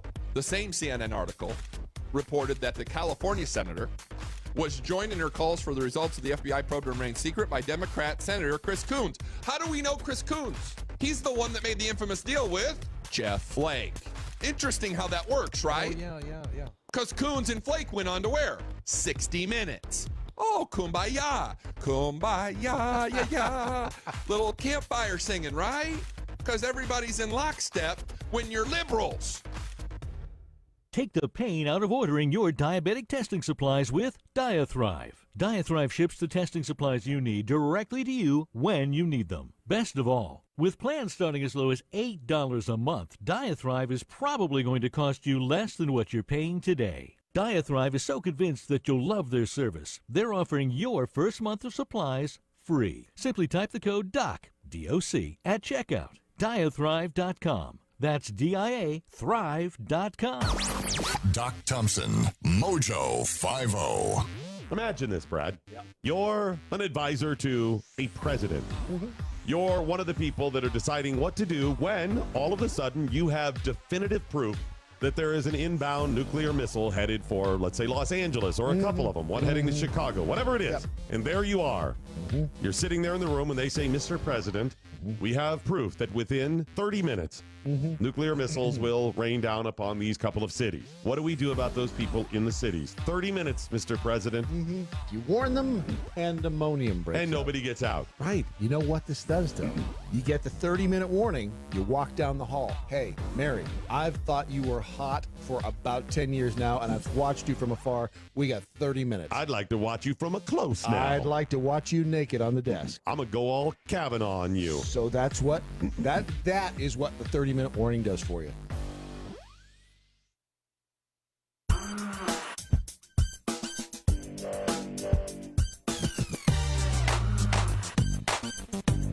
All right, continuing your headlines now with Brad Staggs. Breaking news, 6.5 million pounds of beef have been recalled over a salmonella outbreak. Wait, wasn't there just one with eggs or something, yeah, too? that's 4 hours ago. Try to keep up. Just a couple of hours ago, Arizona-based meat producer JBS Tollison was recalling 6.5 million pounds of, quote, various raw, non-intact beef products. Wow, that... Hey, what's for dinner? Some non-intact beef product. Excuse me, various non-intact. Yes, various raw, non-intact beef products. Yummy. And so the chef has a special tonight if you'd like to hear about I him. love what's on the we have various raw intact beef products, and that's served with the scalloped potatoes. Is that got a sauce on it? Any kind of a sauce? Yeah, it's a light béarnaise sauce. It's a various raw intact light béarnaise sauce. So as long as it's being served with the salmonella eggs. Yeah, those are extra, but I can do an upsell for you there. 38 people have been sickened with the recalled eggs in 7 different states. These eggs have been linked to a farm in Alabama. 24 more people have been found ill in 5 states. The Centers for CDC has said. If you cook the eggs, you're fine, right? Well, wait a second. It's in Cullman, Alabama. That explains it. I mean, no, are you serious? It's Cullman. Yeah. Let's just move on. Yeah, we've all been to Cullman. We know the problem there. The flight crew forgot to pressurize the airplane cabin. Hilarity ensued. By hilarity, do you mean bleeding ears, nosebleeds, and hysteria? Yes, Jet Airways flight took off from Mumbai last week. Something terrifying quickly became clear. The cabin was not properly pressurized. Comedy gold, Jerry. Comedy gold. Gasping for air. Yes.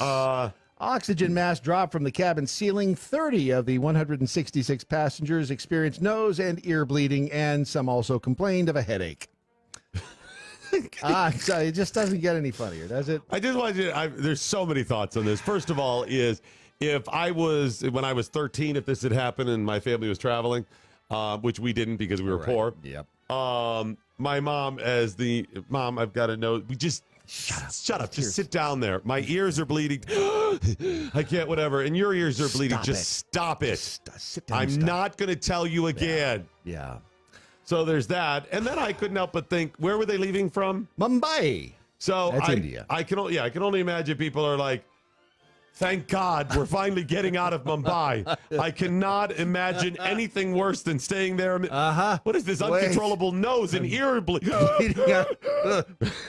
Wow. Yeah, the Hindustan Times reported. Yes, I said what? The Hindustan Times. They reported this. The Hindustan Times. Okay, By the way, I just want you to know, we will not be serving the various raw, intact beef products. Non-intact beef products.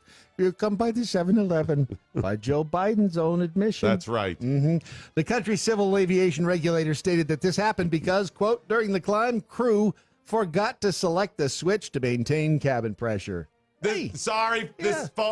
Folks, this one's my fault. This one's on me. I'm sorry. Yeah. We'll send some napkins around to clean up the blood from your ears and nose. Really sorry about that. But this is mine. So this is going to be in the book, folks. It's going to be in the book. It's like forgetting to turn the lights off when you leave the house. I mean, come on. Who hasn't done that? You know? By the way, it was this day in 1957. What was launched? This date in 1957. October 4, the year of our Lord, 1957. What was launched? Sputnik. That was Sputnik. Very nice. Very nice. The tip-off was launched. Yes, I gave you that. I didn't want you to be embarrassed. All right, 1927, this date. Work began on what? 1927, that would be the now known as the Hoover Dam. Wrong. No, don't give me, hang on a minute. Hang on. Not the Empire State Building. No. Well, let me put it this way. I said it was kind of small. The Grand Canyon. They didn't work. Mount Rushmore. Mount Rushmore. Gutzon Borglum. Gutzon Borglum. But who's, by the way, his assistant was the one who was hired by the Indians to create the Crazy Horse Monument, which is still under construction. Just so you know. Interesting. Alicia Silverstone is 42 years old today. Wow, I know. She's not looking good. Susan Sarandon is 104. Man. Okay, I can see that. Yep. Liv Schreiber is 51. She's awesome. She's Him. fantastic. It's a him. I'm sorry? It's Ray Donovan. You never watched that show? Just kidding. Yusuf Samwa, excuse me, I'm so sorry. Yusuf Samwa. He is fantastic. 21 years I can't old believe it. today. It's 21. amazing. He does I'm not getting look so old. For those people who don't know who Yusuf Samwa is, go ahead and... I feel stupid. I know. He's a YouTube star with more amazing. followers and money than... hate him, but he's good. He is the best at what he does on YouTube. He does really is. Like nobody else. Like what with the stuff that he does and the time he puts in on YouTube. Fantastic. As a public service, we do want to let you know that last month, Nepal's government issued an order notifying all the internet service providers to block pornographic websites in the country as a measure to control the rising number of rape cases. Here's what I say. Nay, Paul. Nay, Paul. I will not block it. Nay. Yeah. Wait, rising rape cases is rising rape cases. Apparently the in shocking Nepal. thing is I don't even think Brett Kavanaugh has ever been to Nepal. Oh, yeah. That's, you are such a lackey for that. Why do you have to carry his water? You know he was there. You're right. He probably just has some gaps in his memory. Did with anyone the see alcohol him? blackouts, Did anyone right? see him there? Did they see him not there? Right? Yes. If no one saw him there, I'm going. It is corroborated. You know what, Brad? It's not whether he's guilty or innocent of raping people in Nepal. That has nothing to do with it. No, I think he just doesn't have the temperament. So let's just move on. Yeah, let's do that. Something far more serious: the new skyscraper in China that looks like a penis and testicles, complete with fireworks shooting out of the top. Have you seen that, Ron? Oh, it it, folks. If you're imagining, you're like, okay, they're exaggerating. No, we're really not. No. We are not exaggerating. It looks amazing. I'm about to post a link on Facebook. When you see this, it's facebook.com/mojo50radio, and we'll also put it on the Twitter as well. You really need to see this because it is amazingly phallus-like. It's phallic-like, and then the fireworks. It's the you know, beans They and chose the their Frank. fireworks. It is the fireworks that really set this thing off from all other buildings that look like giant phalluses. I mean, when the fireworks go off, there's nothing quite like this. I mean, people are standing there going, you know what? Does that look a little phallic to you? No, the fireworks. Okay, yeah. Yes. Yeah, I see it. As soon as you see the fireworks, yep, that's exactly what it looks like. And and we just tweeted that link out as well. And those, my friend, are your What you headlines. don't want is to have a significant other of yours pass by and go, nah, I'm not impressed. That's going to be bad for you there. That's very, not very good. bad. Happily promoting the 4 F's: freedom, faith, free markets, and fun. Mojo 50. Hey, it's Doc Thompson. Got the new show on Mojo 50 coming up. Hopefully you'll join us for that. And as a regular feature, my good friend, my life partner, Chef Patrick Mosier. I mean that in a food sort of way. I would hope so. Yeah. You'll be joining us on the broadcast as well? Absolutely. Every day that you ask me to. Talking food and business and prostitutes, right? Because you're the food biz pro, and that's what the pro's for. It's all about cocaine and hookers. It's all about cocaine and hookers until somebody gets arrested. And then it's about the legal system. And well, you get the point. We'll be talking food and food trends and business. And of course, we'll be spotlighting business, as I always have on my broadcast. But Chef Patrick Mosier will join us, and he has his own platform starting soon on Spoonie Radio. Spoonie Radio, 24-hour food talk radio. Can you really talk about food for 24 hours a day? I could, but even I don't want to listen to myself talk about food for 24 hours. So we will have... Somebody will. Someone will be on the air 24 hours a day talking food, fun, travel, culture, and more than anything, food. Hey guys, it's Ron Phillips with the Conservative Cartel. You know, everyone lives with a little bit of pain, but living with diabetes can be a real pain. While you may have to test your blood sugar and take insulin, ordering your testing supplies shouldn't be one more pain you have to deal with. At least it's not when you work with Diathrive. Diathrive ships the testing supplies you need directly to your home when you need them. Gone are the days of visiting multiple stores to find the right strips, waiting in long lines to purchase your supplies, or sorting through your insurance requirements to figure out what they cover. Best of all, with plans starting as low as $8 a month, Diathrive is probably going to cost you less than what you're paying today. Diathrive saves you time and money. Plus, they're pretty fun to work with, too.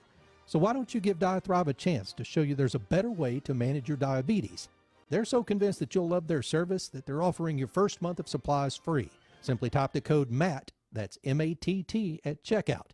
Be sure to head out to the web right now and check these guys out. It's Diathrive.com. Never Forgotten Apparel is more than just a premium women's and men's clothing line. It's a movement to remind us to wear American-made and serve those who serve us, our heroes. Never Forgotten Apparel gives 20% of their total sales to nonprofits that support homeless veterans and off-duty firefighters, and 50% to individual veterans and firefighters in need nationwide. Check out neverforgottenapparel.com, use promo code DOC, and get 15% off your purchase. That's neverforgottenapparel.com. You cannot retreat to your safe spaces. There are no therapy poodles allowed when facing the truth. And that's just how we like it. Straight, hard-hitting, conservatarian truth. On the rocks. No chaser. No marches. No protest. Only small, limited government, constitutional conversations. Exclusively on Mojo 50. We get into foreign policy. We get into national politics. We get into constitutional, libertarian, conservative ideology. We put the brakes on the media spin by destroying the lies, dismantling the narratives, and bringing you the stone-cold hard truth. Every weekend on Mojo 50. Join me, Adrian Slade, for a raging hour-long discussion, deconstructing the headlines and delivering you the entire full story.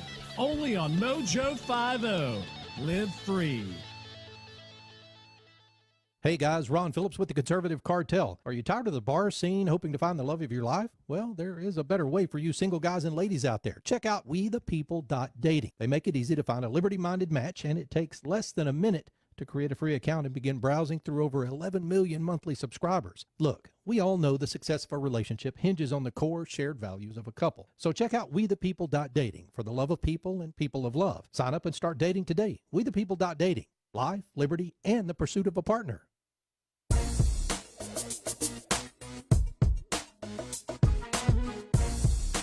All right, here we go. Some communiques with the hashtag What I Learned Today. If you get yours in and it's deemed worthy by Ron Phillips, will include you in the show close today. Ray over on Facebook said, "What is non-intact beef?" To which Stephen replied, $20. Same as downtown. Over on Twitter, I know Mom sure likes it. Jackal Angry Beaver, who I love more each day. The fireworks from the Guangzhou New Media Building are just a thank you for coming.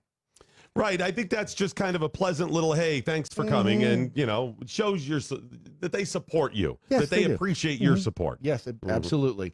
And boy, does it need a lot of support.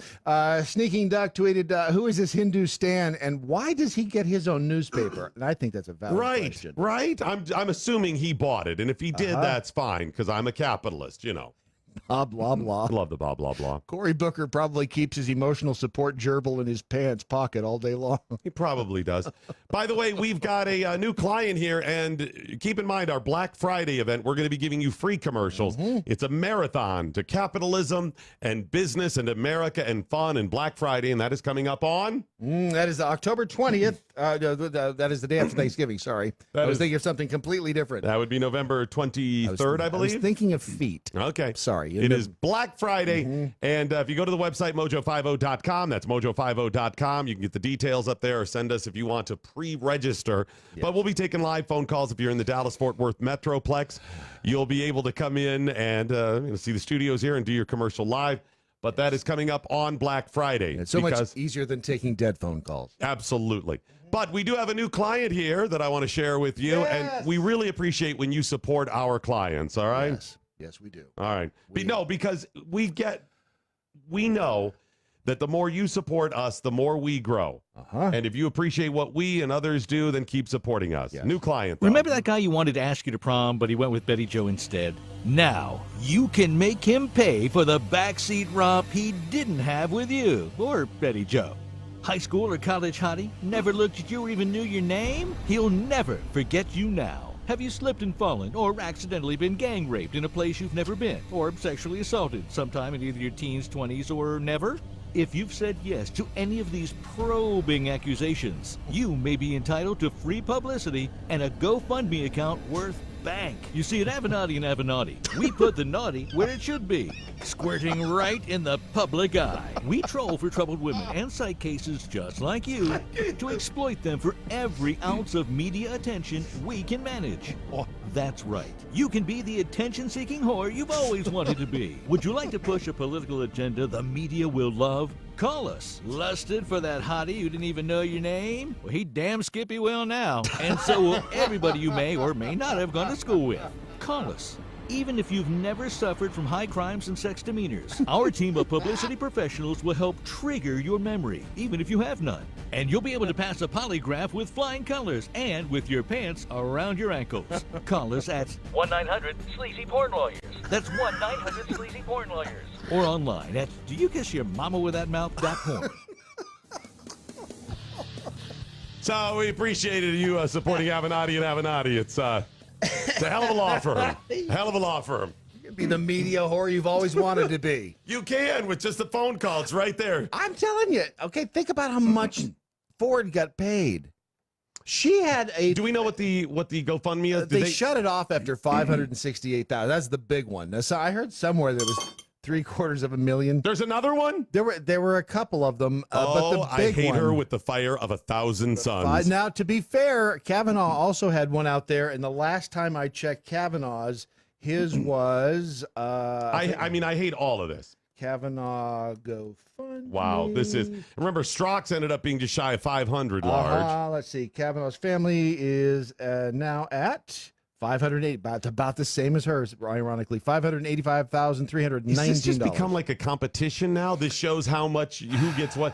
I think this is one of those, we've got to give more, so we show, it's a rating scale, right? Yeah, and it's a great way to launder money. this shows who is, and I think there's some of that as well, but I think this is a rating scale. By the way, if you would like to send us money as part of a laundering money scheme, we will take it.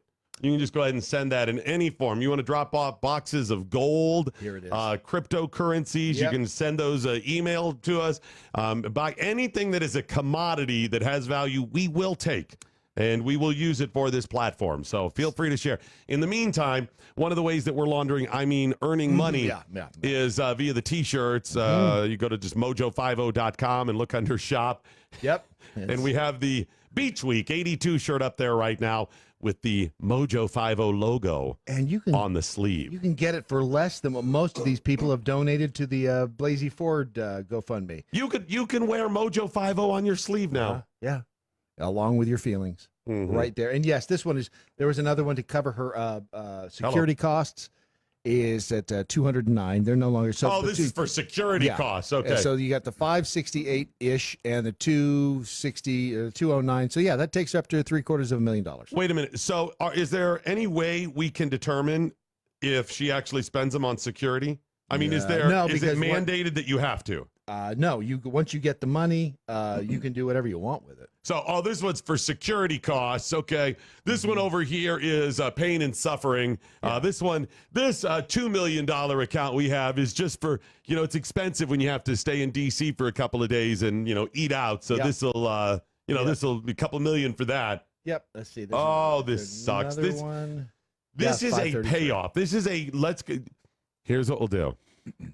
You come on, and we'll do this, and we'll start a GoFundMe or whatever. So we just need you to make this claim, and this thing, it's going to be bad. They're going to drag your name through the mud for $500,000. Brad Staggs, would you go through what she went through? 500,000. Well, would I go through? Would I do what she did, or would I just? No, we're not talking that. We're talking about. Yes, senators, can I have coffee? I need a drink of water. Does that mean I'd have to get up there and lie about something? Yes. Testifying in front of the cameras for a full day. You wouldn't do that for 500,000? If I was lying I'd do about it for 50,000. No, if they weren't going to catch you. Listen, folks, I'm an honest person. I'm not going to lie about stuff like this. But in a scenario like that, when the whole world is part of this fraud, I just don't know if I could, because eventually you'd have to leave that place. You'd be alone in a room somewhere with a mirror, and you'd have to look at yourself. And you're right. I can justify some of that. As wrong as it is, I can justify some of it. I just don't. Guys, we are all battling for all of this stuff, and we're out there for our families and trying to do whatever. And I'm going to tell you the truth about this stuff. But in that scenario, if you don't, she's going to do it. It's still going to happen. Can I read a little bit of her statement? This is a message from Dr. Christine Ford yesterday on the GoFundMe account. She said, I cannot express how grateful I am for the outpouring of support and generosity that we've received through this GoFundMe account. I believed and still believe it was my civic duty to come forward. Oh, good. Then just go ahead and turn that. What charity is she giving that to? Battered Women's Shelter? Where's that going? This is by far. She going to give it to Tina Turner? Who's getting that money? This is the hardest thing I've ever had to do. Much harder. Not according to your testimony. Much harder even than I thought it would be. And not just for me, but for my husband. Aha! And our sons. For my relatives who still live in the Washington area and the friends who have stood up on my behalf. I feel like all of you have made a contribution, are on this journey with me, which is very heartening. And some journey it has been, It continues to be. This is still her. We've already had to move 4 times. Our movements are limited. So many words. Oh, she's talking about the houses. SMW, so many words. The threats are ongoing. Thanks to you, I'm able to feel safe. My family can be together, and my children. So she is safe then? She says she feels safe. So she's safe? Is that what she's saying? No, she's able to feel safe. So we don't know if she's actually safe. No idea. No. We just know she feels safe. And in today's world, that's all that really matters, right? Yeah. By the way, I don't want to feel safe. I mean, it's nice if I do. But my bigger concern is actually being safe. Well, she does say that the funds from this account will be used to help them to pay for the mounting expenses. I think you put the wrong emphasis on the wrong syllable or word there. She said they're going to pay for mounting expenses. So see, if you don't stress mounting. What are they? They're mounting expenses. Stress expenses. They're mounting expenses. No, you stress both of them. I don't know what you're trying to get me to say here. They're mounting expenses. What? She was read the whole sentence and all monotone and only stress expenses at the end. Funds received via this account will be used to help us pay for these mounting expenses. There it is. See? That's what I said, mounting expenses. The expenses are mounted. It's expensive to get mounted. I think you ever tried? You ever paid to get mounted? It's Those very records expensive. are sealed, my friend. Those second records are sealed. Okay. All right. I don't know what you were getting at, but Excuse anyway. me, Dr. Ford. Yes. Yeah. You've got a lot of expenses because I want to donate. I'm willing to donate to this GoFundMe. I just want to know how much those mounting expenses are. Oh, it's a lot to mount me. Is it a lot of money then? $750,000. And, wow, holy moly, that's some caffeine? That's some good stuff there. I need some caffeine. You know, I should have just drugged you back in high school is what I should have done. That would have been a hell of a lot cheaper. Would have been cheaper in retrospect. Yeah, exactly. All right, just wanted to clarify there. The mounting expenses are tricky. I was better looking then, too. So that's her statement, huh? Yep, that's her statement. There you go. So she feels safer. And here's the thing: I'm going to go through that crap anyways. I mean, I don't like the lying portion, but going through the supposed pain she went through, would you go through that for the mounting expenses? Oh God, I've been through that kind of. Well, no, if I say that, that'll get you. You've been through a lot of stuff. I've right? been through a lot of stuff. I wish that. So if I just wish I'd get paid for my. It seems like every time I go through crap, I end up having to write a check. Exactly, that's what I'm saying. So, aside from the lying or anything like that, fine. Just for the because she supposedly suffered so much, right? All right. I mean, with the hearing. So here, how many days was she at the hearing? One. Just one. One. Yeah. And it was a long day. It was a very long. So imagine for a week or two, they're like this. Brad Staggs has this anonymous letter. Dianne Feinstein. Brad Staggs. Brad Staggs. Okay, number one. All right. First anonymous. Let's say it's 2 weeks of that. Then a week of testimony, or excuse me, a day of testimony, and then another week or so of all right, which is and then about what it's been. And then something else takes over the news cycle. Right, and you get 500,000 one, almost 600,000, and a couple hundred from another. Yeah. Would you do it for just the suffering of those 3 weeks? Again, I've been. I hate to sell myself short, but the pain and suffering she went through, I would suffer that pain and suffering. I don't know, for a few $1,000s. Well, you'd have to. Okay, so it would be. I'm not kidding. I deal with more stress than she went through at that crap. If she stays away from the internet, she's not going to know any of this stuff. I mean, because you can just not turn the TV on, not turn on the radio, whatever, and listen to music for a couple of weeks and forget. The news cycle will change, and so when you turn it back on, you're not hearing about yourself.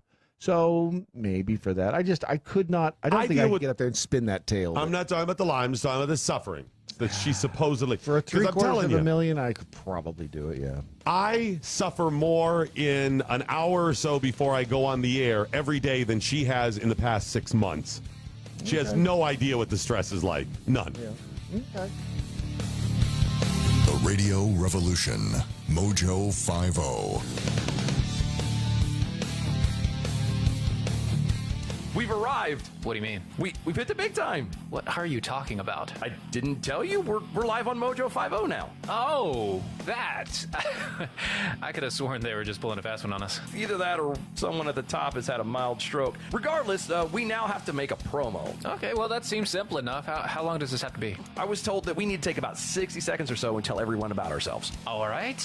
I was born in a blizzard in the bleak hours of the morning in November. No, I don't think we need to go back quite that far. All right, then. I'm Steven. And I'm Dylan, and we're hosts of the Defenders of American Exceptionalism, or DOAE show for short. And we are live Wednesdays and Saturday nights at 9 p.m. Eastern on Mojo 50. We go through the politics of today and how it affects the culture and vice versa. And we try to bring it back to the Constitution and the principles above privilege. You know, I feel like there should be a shirt made with that on it. Yeah, we already have that. Oh, so don't forget to check us out. Defenders of American Exceptionalism live Wednesdays and Saturday nights, 9 p.m. Eastern on Mojo 50. Dating today with all the crazies out there has to be nuts. Yes, it really would. Wouldn't it be nice if there was a place you could go to find people who think like you do? Like me, like libertarians and conservatives? Right? There is. WeThePeople.dating. Amazing. What a genius idea. This is a site that you can go to if you're single and you are looking for somebody who you know you're going to think the same way, as for from a political freedom standpoint. If you want to date the right person for you, you'll find them in one place. WeThePeople.dating. Have you done it? You catch a glimpse of yourself in the mirror? I'm one of those people you don't want to see naked. Yeah, most of us. But I mean, you look and you're going, what the? Welcome back, host. Have a great show. Oh, it's horrible. Hey there, it's Doc Thompson and Brad Staggs to tell you about a different way to shed those pounds. This is brand new tech. It's only been around for a couple of years or so. It was based on research from the University of California that said there's a molecule called OEA that's found naturally in your body. It produces it in the Mediterranean diet, that when taken in concentrated amounts, it will actually make you feel fuller and boost your metabolism. I've lost about 10 pounds so far. It's using amazing. It Now, really is cool. A company said, we can take this to market and make this great product that'll help you. It's called Riduzone, RIDUZone.com, RIDUZone.com. Brad's worked. It's worked for Brad's, worked for me, countless other people. Go to riduzone.com and try today. You're going to love it. Riduzone.com. Remember that, RIDUZone.com. The Adrian Slate Show. Again, and I've said this in the past, a business does not exist to give you a minimum wage job. You are hired as an employee because in your self-interested quest to earn money, you will then be motivated to help the vision of the business creators and owners who seek their goal, who hired you to help facilitate it. The big business isn't built to provide charity in the form of hiring. They're not there just to give everybody a job. And it isn't a relationship of top-down exploitation of the little guy they've hired. That's what a lot of people think of. Oh, the big business, big corporation, they're running me dry. You know, that's the Sanders look, the Bernie Sanders people. They love to look at business like, oh, I'm a slave to this business. But you know what? Your self-interest to make money is what puts you in a symbiotic relationship with the business that hires you. Both self-interests are from both parties are involved in this situation. Never Forgotten Apparel is more than just a premium women's and men's clothing line. It's a movement to remind us to wear American-made and serve those who serve us. Our heroes. Never Forgotten Apparel gives 20% of their total sales to nonprofits that support homeless veterans and off-duty firefighters, and 50% to individual veterans and firefighters in need nationwide. Check out neverforgottenapparel.com. Use promo code MATT, M-A-T-T, and get 15% off your purchase.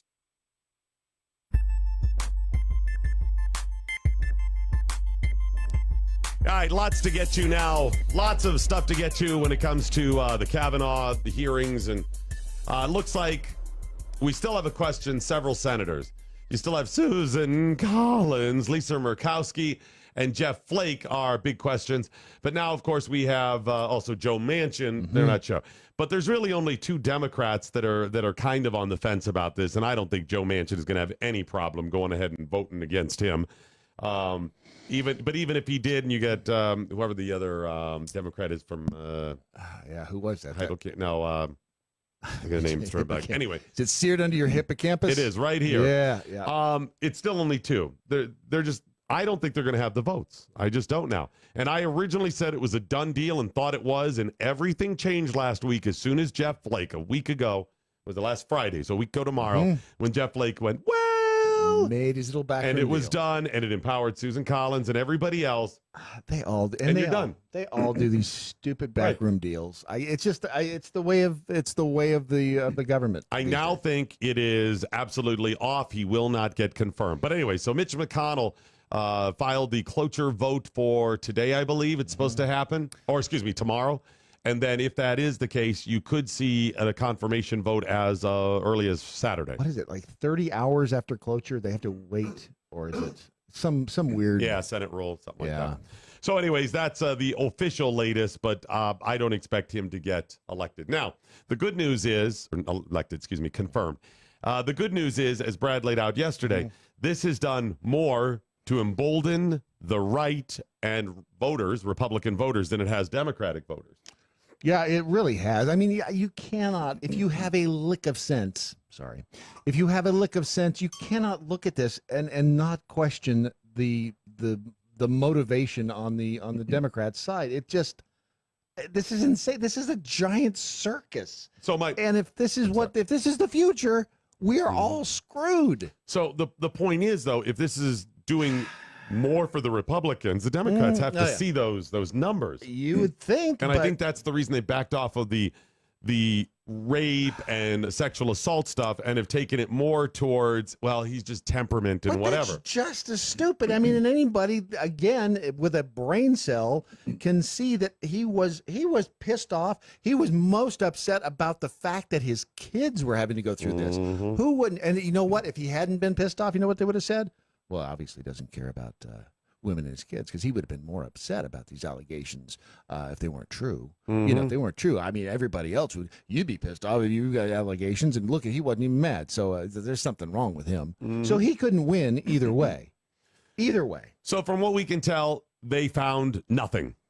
Yeah, well, this extra week, they found nothing. Yeah, but that's an incomplete investigation. It's obvious that the FBI is in the bag for the White House. So silly.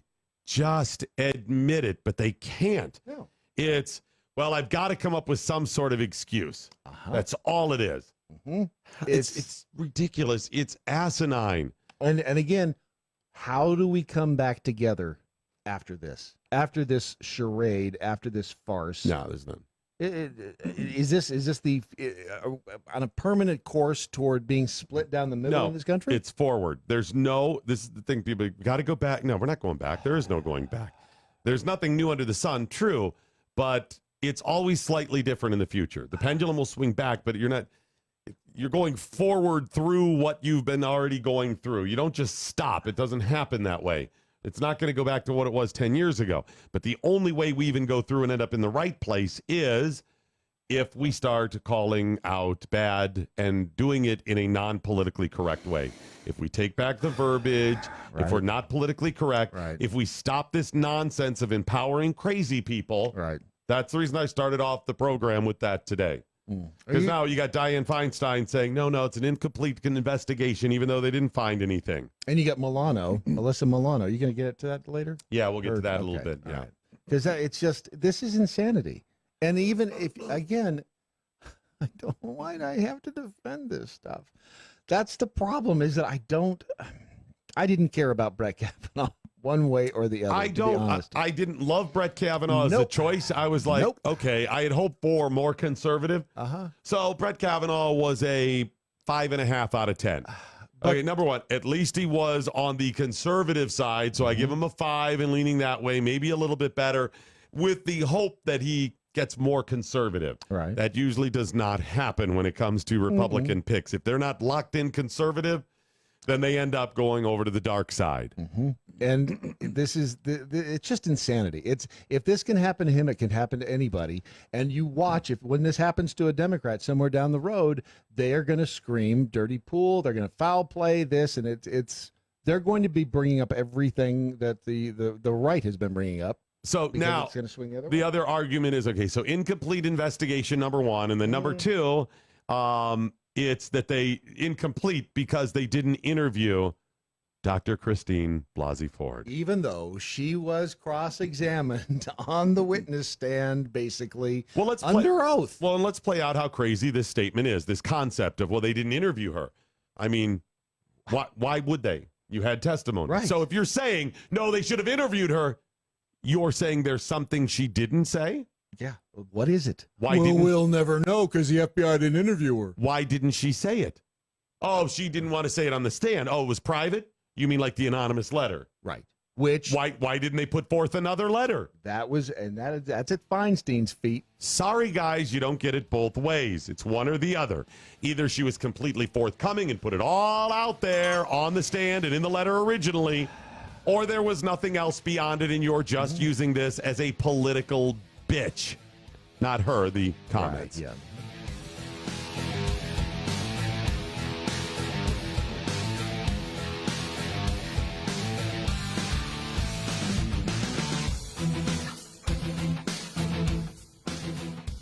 All right. Do we have an update, by the way, on where we're at with what's going on around here?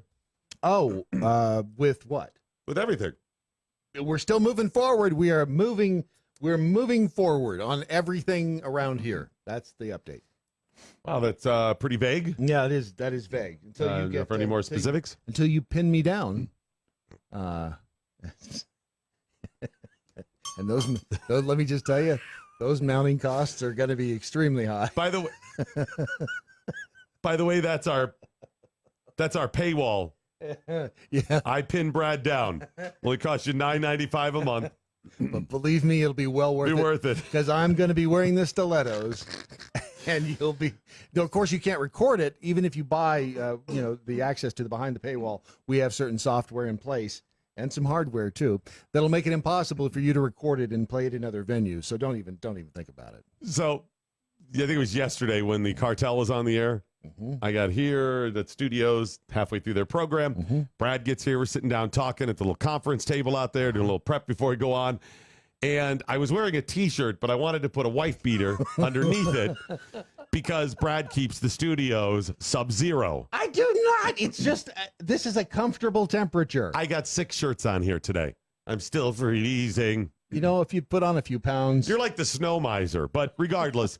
So I'm ready to getting ready to face the frozen tundra that is the Mojo50.com studio. It's for the equipment. Whose equipment? And the cameras and the lights. So I'm sitting there and I'm like, I got to put this wife beater on. And we're in the middle of a discussion, probably about Kavanaugh or something like this. So I take my shirt off to put the wife beater on, and I realize I'm just sitting at the conference table without a shirt as people are walking in and out. Did you trigger a feminist with the wife beater comment? Just say it. I probably did. That's not me, by the way, saying the wife beater. It was clean. Sorry, that's who's the fat actor? Oh, On the Waterfront, became fat later. Oh, the Brando. Godfather, Marlon Brando, right? Yeah. That was from Streetcar Named Desire. Is that where they get the wife beaters? Yep, All right. there you go. So Brad goes, as soon as they see it, I was like, I just realized I took my shirt off here in the middle of the building. And Brad immediately takes his T-shirt off and goes, I didn't know it was going to be one of those kind of meetings. So there we are, sitting with our shirts off at the conference table. That's just a typical day around the Mojo Studios. That's what we do. And that's the type of thing that will be on display when you come visit us on Black Friday. That's right. So bring tissues. Not to confuse you, we mean Black Friday as in the day after Thanksgiving. Yes. It's not some other day of the year that means something else. It means black because that's the day traditionally in the fourth quarter when businesses would finally get out of the red and into the black financially as far as accounting and accounting terms go. Yes. So you get a free commercial. Just go to mojo50.com or spoony.com and make sure to register. Just tell us, make sure you'll get your spot. In case it gets busy, we'll be... We'll make sure to get you in on that day. All right, I guess we just get a break. Nick Searcy coming up next. Hope so.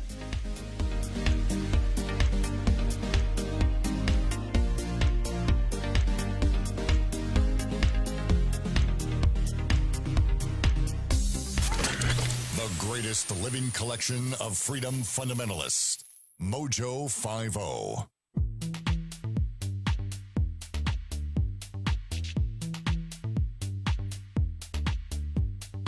More of Doc Thompson next. Mojo 50.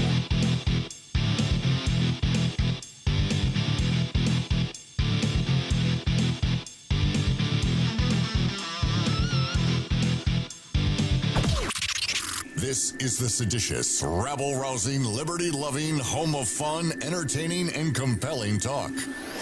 Mojo 50. News this hour from townhall.com. I'm Bob Agnew in Washington. Judge Brett Kavanaugh appears to be picking up some support from 2 key swing votes. Maine's Susan Collins and Arizona's Jeff Flake both telling reporters the FBI background check appears thorough. Flake adding he saw no additional corroborating information in the report. It was Flake who called for a delay in the final Senate vote to give the FBI additional time to conduct a supplemental investigation.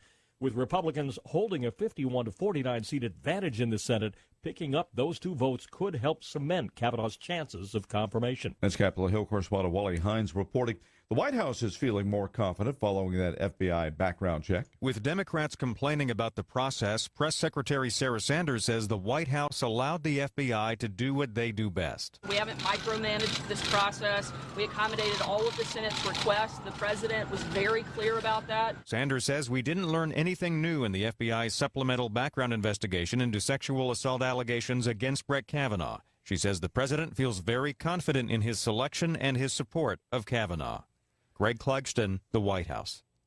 South Carolina's governor ordering flags across the state to half staff in the aftermath of the shooting of 7 law enforcement officers, including one who died of his injuries. Florence County Sheriff's Deputy Chief Glenn Kirby says that the whole department is in mourning. This is a hard and difficult day for us. Governor Henry McMaster today announced on Twitter that the flags are being lowered to, quote, show respect for the law enforcement officers who were senselessly shot the previous day in Florence. It's been a rough session so far on Wall Street right now. The Dow Jones Industrial Average is down by 283 points, 26,545. The NASDAQ up by 167, with the S&P 500 down by about 33.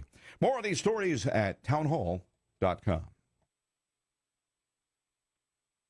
There's a better way to meet people without having to suffer through all the crazies. Weed out all the nutty people with wethepeople.dating. That's wethepeople.dating. It's easy to find a liberty-minded match, and it takes less than a minute to create a free account and begin browsing through over 11 million monthly subscribers. Look, we all know the success of a relationship hinges on the core shared values of a couple. So check out wethepeople.dating. Sign up and start dating today. Wethepeople.dating. Life, liberty, and the pursuit of a partner. The Conservative Cartel. Now, a CNN report noted that Feinstein has demanded the FBI inform her of everyone the agency is talking to as part of the probe into these allegations. Asked how the American public will have any confidence in the ultimate conclusions reached by the Senate following such a secret report from the FBI, Feinstein replied, well, let's see.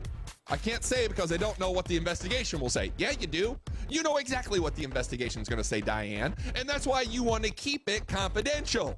The same CNN article reported that the California senator was joined in her calls for the results of the FBI probe to remain secret by Democrat Senator Chris Coons. How do we know Chris Coons? He's the one that made the infamous deal with Jeff Flake. Interesting how that works, right? Oh, yeah. Because Coons and Flake went on to where? 60 Minutes. Oh, kumbaya, kumbaya, yeah. Little campfire singing, right? Because everybody's in lockstep when you're liberals. It looks like you're losing. I am. Are you losing weight? I am losing. I've lost about 10 pounds. How are you doing it? Funny name, but I've done it with Riduzone. RADUzone.com, and the stuff works. It's, you get into all that, the molecule this and the found in that. All I can tell you is it makes you feel full, and it keeps your mind off of wanting to overeat. And also boosts your metabolism, Yes, so you're it does. burning more. Yeah, it Try it today. It's going to work for you like it's worked for Brad and countless other people. Riduzone.com. RIDUzone.com. Doc Thompson and Brad Staggs of Mojo 50. Appreciate you joining us. You get your tweets in with the hashtag What I Learned Today. You can also post them on Facebook as well. If deemed worthy, if yours is good enough, as deemed worthy by Ron Phillips, we will include yours during the show close. That is our commitment to you.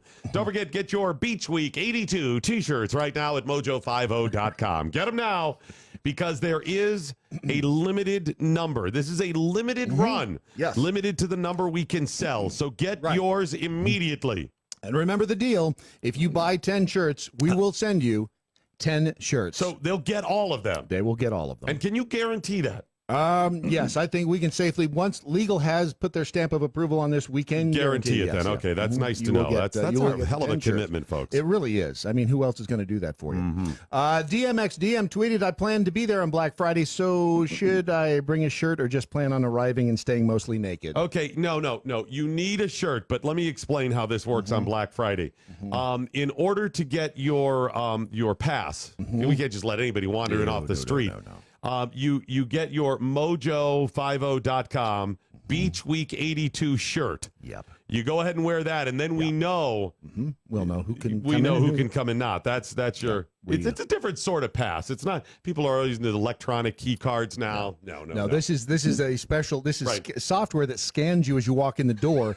And if it doesn't see the shirt, you don't want to know what happens. Trap door open. Well, we can't say anything like that. Knock you right. Yeah, back if you want to be here on Black Friday, I mean, it's just going to be better for you if you have your Beach Week 82 shirt. It's the official pass to get you in. It's is. And you know what? That's also your parking pass for the building too. Yeah. So you just put one of those in the front dashboard of the car. You know what? Just to make sure there's no confusion, put one in the rear and the front. You need two of those. Whatever. So you'll need to get 3. And if you bring anybody with you, probably going to need to check them in with the front desk with your Beach Week 82 short as well. So. Get yours today at mojo50.com. All right, get the tweets in with the hashtag What I Learned Today. Joining us now, international television and film star Nick Searcy. How are you, sir? Peabody Award winning. Peabody Award Sorry, winning. Nick, that's on me, my friend. I'm so sorry. I feel really bad. Peabody Award winning. It's all right. It's all right. See, I thought It's it was hard to keep all those accolades in place. Right, They just keep right. adding up. And Brad's just sitting here with the Mr. Peabody Award, and that's very different. That's, but Mr. Peabody, he was quite impressive. He really was very there, so. impressive. Nick Searcy, how are you? You doing well? Stop ridiculing my Peabody Award. Is that a Peabody in your pocket? Well. So you have a movie coming out, right? This is the Gosnell movie. Yes, it is. I'm in Nashville tonight, screening it for some people, and we're doing a few more screenings across the country before it opens on October 12th nationwide. This is, of course, the Kermit Gosnell story. In fact, the movie it says it, I think, perfectly. The movie title, Gosnell, the Trial of America's Biggest Serial Killer. I mean, that's a hell of a description, right? Yeah, and that it really is. It's almost impossible to determine how many murders he actually did commit, because he was convicted of murdering babies after they had been born. That's the part that is so bizarre. Wow. When the story came out, and I probably, unlike a lot of people, actually read a bunch of the details and was horrified. So callous. There's always this argument, if you're pro-life, about it being a child.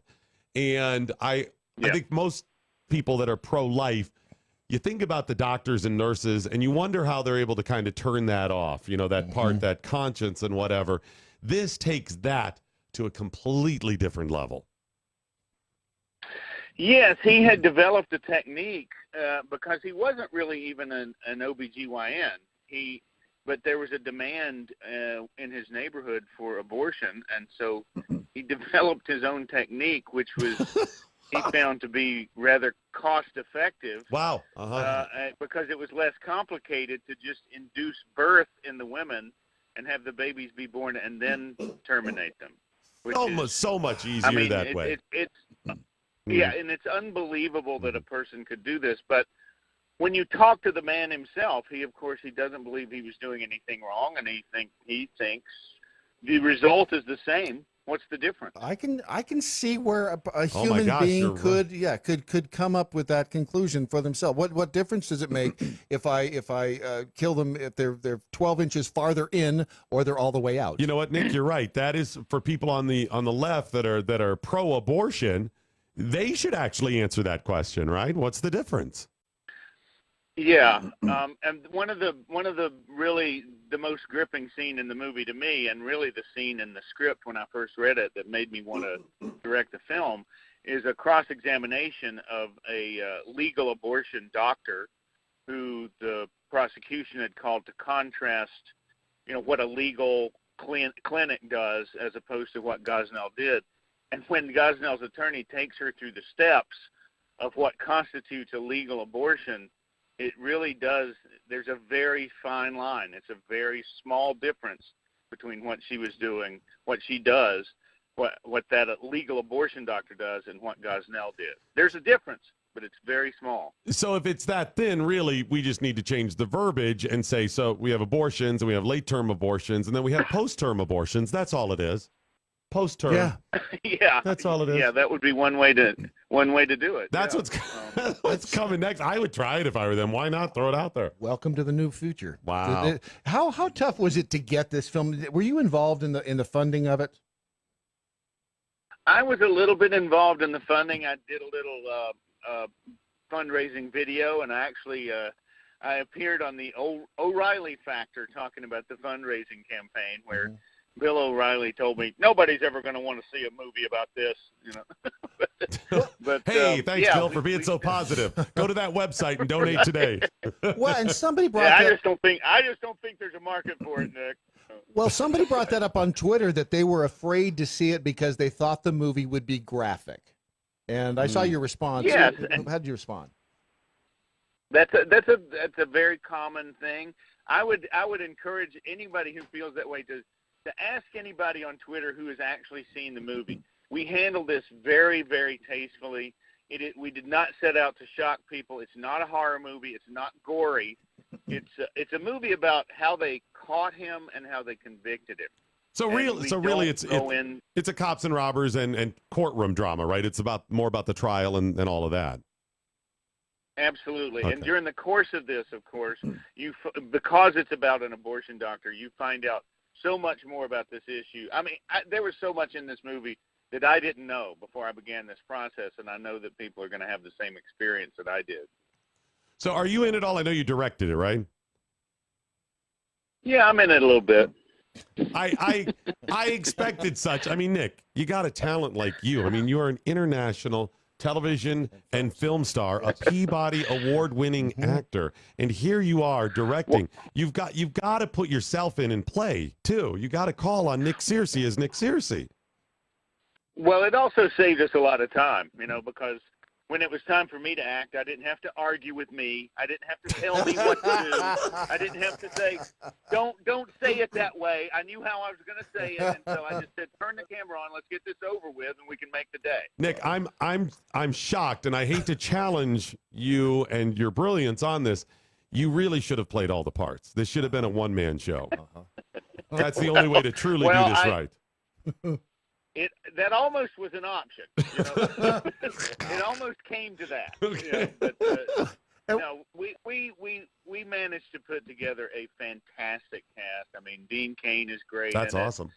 Sarah Jane Morris, who plays the lead attorney, is just, I find her performance to be really, really powerful and emotional. And Earl Billings, who plays Gosnell, is just, I mean, he's a genius. He's great.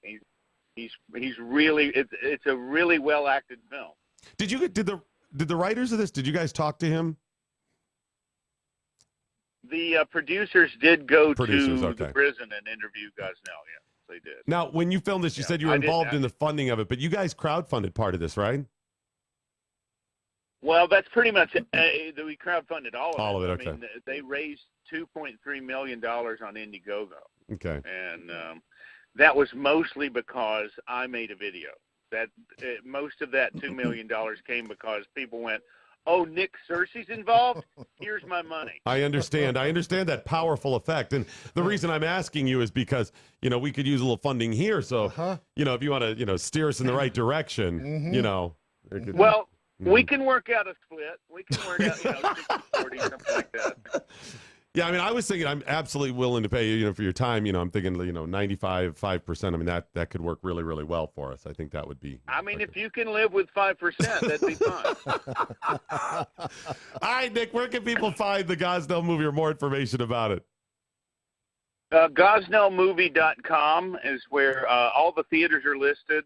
And if you're in the Nashville area, please feel free to come to the show tonight. It's going to be at the Regal Cinema, Hollywood 27, 719 Thompson Lane in Nashville, Tennessee. Know it Come out and see the movie. If I still lived there, I'd be there tonight, but I don't, so I can't. You're lucky. Yeah. You're lucky, Nick. Yeah. All right, buddy. Thanks so much for joining us. Really appreciate it. And we'll go ahead and post all that on social media so people can find it. Sounds fascinating. Can't wait to see it. Yeah, thanks for having me on, guys. All right, Nick. Thanks, buddy. It's, of course, Nick Searcy, international film and television star, Peabody Award-winning actor. You might want to get his name right, Searcy. What did I say? Searcy. Sorry, it's kind of a slip. And of then the your tongue. computer turned on and asked you what it could help you with. No. And then my computer is. You've got to understand. Not Siri. You Searcy. understand what I'm going through. I mean, it's not every day you get to talk to. I know. A star of that magnitude. I have tingles running up and down my leg right now. Right. I think that's the drugs. But for me to say Nick Searcy, I mean, just tongue-tied there because, I mean, it's... Ladies and gentlemen, this is Nick Searcy here. I had a special moment with myself. I would have loved to have seen him calling action and cut on the set with himself in there. All right, action, and then cut. I'm gonna have to get a break in here because I just you're kind of short of breath now to be. I mean, you meet a legend like that. You're verklempt. Okay, let me just pause here. Happily promoting the 4 F's: freedom, faith, free markets, and fun. Mojo 50. Wow. Hey, guys, Ron Phillips from the Conservative Cartel. I want to tell you about a new weight loss product that's quickly becoming part of our Mojo 50 family. Okay, so it was launched by this Texas company who have taken the good stuff in olive oil and created a patented product that helps people control their appetite and lose weight. That's right. It's also a big help to keep the weight off. In a 6-year study of former contestants from The Biggest Loser, you remember that show? It showed that when you lose weight, your body actually thinks something bad has happened and it fights back by slowing your metabolism and boosting your appetite. Rid-U-Zone, that's R-I-D-U Zone, contains a patented ingredient that has been shown to boost metabolism and reduce appetite while helping you burn fat. If you are struggling every day with cravings, try Rid-U-Zone. It makes it so much easier to control your appetite and not think about food all day. That's my problem. For a short time, we have a 30% off deal for our show. Just go to riduzone.com and enter code MATT. That's M-A-T-T. Again, that's riduzone.com, R-I-D-U-Z-O-N-E.com. Rid-U-Zone. Never Forgotten Apparel is more than just a premium women's and men's clothing line. It's a movement to remind us to wear American-made and serve those who serve us, our heroes. Never Forgotten Apparel gives 20% of their total sales to nonprofits that support homeless veterans and off-duty firefighters, and 50% to individual veterans and firefighters in need nationwide. Check out neverforgottenapparel.com, use promo code DOC, and get 15% off your purchase. That's neverforgottenapparel.com. Hey, it's Doc Thompson. Got the new show on Mojo 50 coming up. Hopefully you'll join us for that. And as a regular feature, my good friend, my life partner, Chef Patrick Mosier. I mean that in a food sort of way. I would hope so. Yeah. You'll be joining us on the broadcast as well? Absolutely. Every day that you ask me to. Talking food and business and prostitutes, right? Because you're the food biz pro, and that's what the pro's for. It's all about cocaine and hookers. It's all about cocaine and hookers until somebody gets arrested. And then it's about the legal system. And well, you get the point. We'll be talking food and food trends and business. And of course, we'll be spotlighting business, as I always have on my broadcast. But Chef Patrick Mosier will join us, and he has his own platform starting soon on Spoonie Radio. Spoonie Radio, 24-hour food talk radio. Can you really talk about food for 24 hours a day? I could, but even I don't want to listen to myself talk about food for 24 hours. So we will have somebody will. Someone will be on the air 24 hours a day talking food, fun, travel, culture, and more than anything, food. Take the pain out of ordering your diabetic testing supplies with Diathrive. Diathrive ships the testing supplies you need directly to you when you need them. Best of all, with plans starting as low as $8 a month, Diathrive is probably going to cost you less than what you're paying today. Diathrive is so convinced that you'll love their service, they're offering your first month of supplies free. Simply type the code DOC, D-O-C, at checkout. Diathrive.com. That's DIAthrive.com. Doc Thompson, Mojo 50. Imagine this, Brad. Yep. You're an advisor to a president. Mm-hmm. You're one of the people that are deciding what to do when all of a sudden you have definitive proof that there is an inbound nuclear missile headed for, let's say, Los Angeles, or a couple of them, one heading to Chicago, whatever it is. Yep. And there you are. Mm-hmm. You're sitting there in the room and they say, Mr. President, we have proof that within 30 minutes, nuclear missiles will rain down upon these couple of cities. What do we do about those people in the cities? 30 minutes, Mr. President. You warn them, pandemonium breaks and nobody gets out. Right. You know what this does, though? You get the 30-minute warning. You walk down the hall. Hey, Mary, I've thought you were hot for about 10 years now, and I've watched you from afar. We got 30 minutes. I'd like to watch you from a close now. I'd like to watch you naked on the desk. I'm going to go all Kavanaugh on you. So that's what, that is what the 30-minute warning does for you.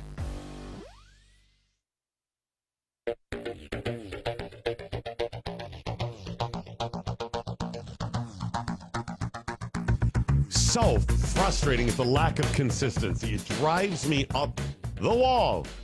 Because all that happens is every couple of years or few years when we get some significant change either in Congress or in the White House, depending upon who's in power and who's triggered at the moment, I end up defending the other side. Yeah. I'm saying virtually the same things. My consistency, holding the same people accountable, but now I'm flipped. So now it seems like I am defending President Trump and Congress and Republicans and whatever, and I am not. I'm calling the same people out.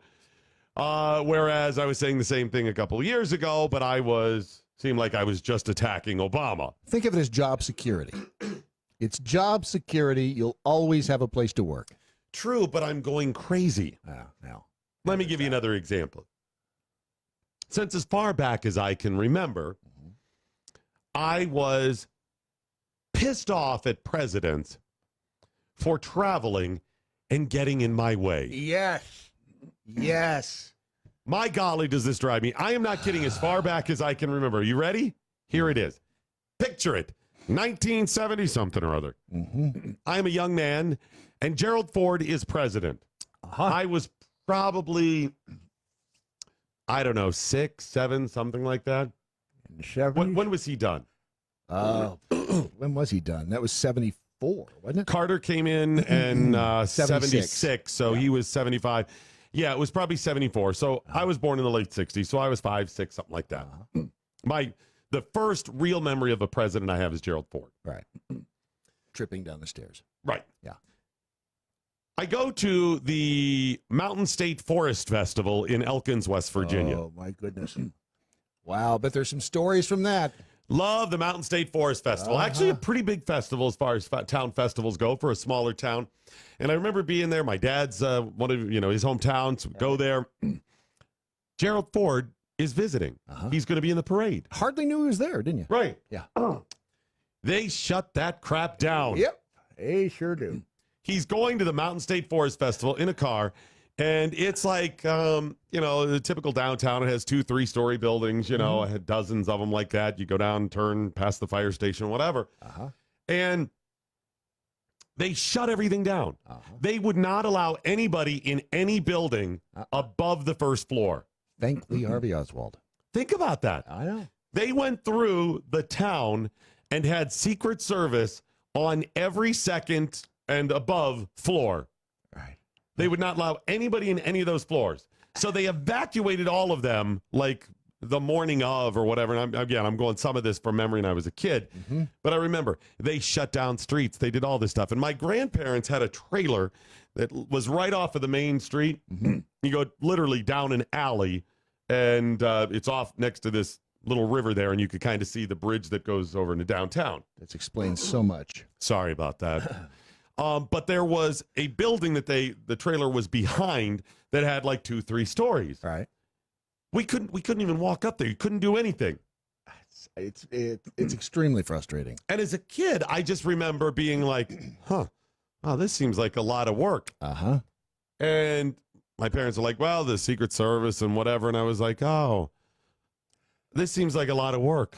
That's all I went back to.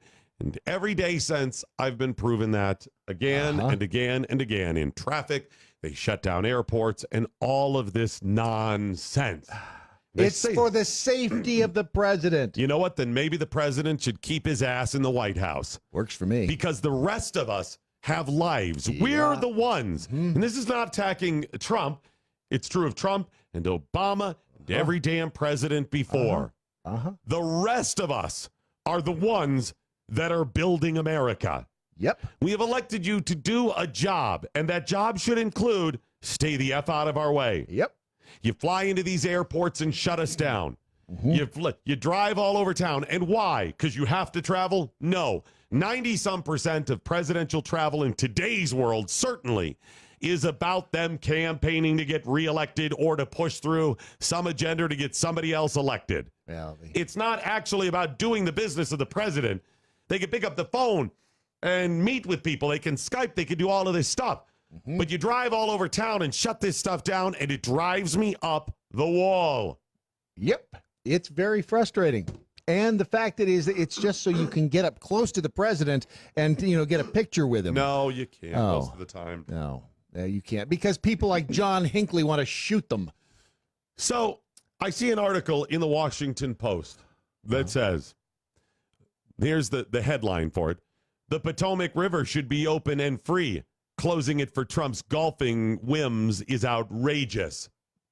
Was it outrageous when they closed it for Obama's? See, I don't remember the Washington Post saying that. Yeah, of course not. And did they talk about how they closed down Hawaii and Martha's Vineyard? And by the way, Martha is still pissed about that. She wanted. Yeah, walk to it under heavy security. Yeah. And everybody else that's there has been standing there for the last hour, couple of hours, having been frisked and everything else, and you can't leave yet and all of this. Stop it. It's sad that that's where we are in society. We're at a point where when my sister was young, my sister's 10 years older than I am, when she was, I don't know, I guess 10, maybe a little younger, there's a picture of her sitting on the front steps of the White House. Really? Yeah, you could walk up. You could walk to the way White back in the day you could do, You could walk up to the front door. I think you could walk up and knock on the door. Try that now. So it says, and your sister is significantly older than you, though, too, Yeah, right? she's a lot older. She's 10 years older. Okay. So she's 89? She's 183. Interesting. She looks good, though. Here's what this article in the Washington Post says. I was born in Washington and learned to do whitewater boarding on the Potomac. It became a lifelong love. Since then, I've run at least 150 river, blah, blah, blah, and it's freezing, and the Potomac is what... But now President Trump is making it harder for people to enjoy the river. Whenever he visits his golf course in Sterling, Virginia, the Coast Guard cordons off the entire width of the popular stretch of the Potomac. Since Trump took office, the shutdowns became so frequent. As of July of 2017, the Coast Guard decided to create a permanent security zone. Wonderful. You're right. I'm ticked off about that, too. It shouldn't happen. Go elsewhere. Go to Camp David. Do any of those things. But how about you show a little bit of intellectual honesty and have a little bit of credibility, and mentioned Obama and Clinton and George W. Bush and H.W. Bush and everybody else who did this as well. And maybe we can all move forward and tell the president stay in the White House or go to Camp David. What's a mojo? What's a mojo? $20. $20. Same as downtown. Mojo 50.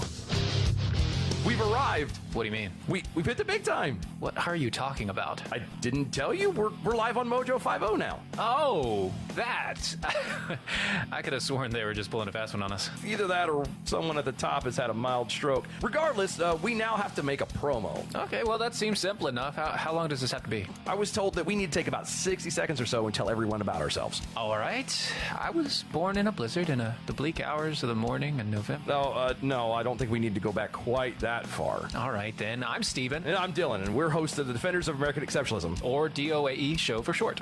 And we are live Wednesdays and Saturday nights at 9 p.m. Eastern on Mojo 50. We go through the politics of today and how it affects the culture and vice versa. And we try to bring it back to the Constitution and the principles above privilege. You know, I feel like there should be a shirt made with that on it. Yeah, we already have that. Oh, so don't forget to check us out. Defenders of American Exceptionalism live Wednesdays and Saturday nights, 9 p.m. Eastern on Mojo 50.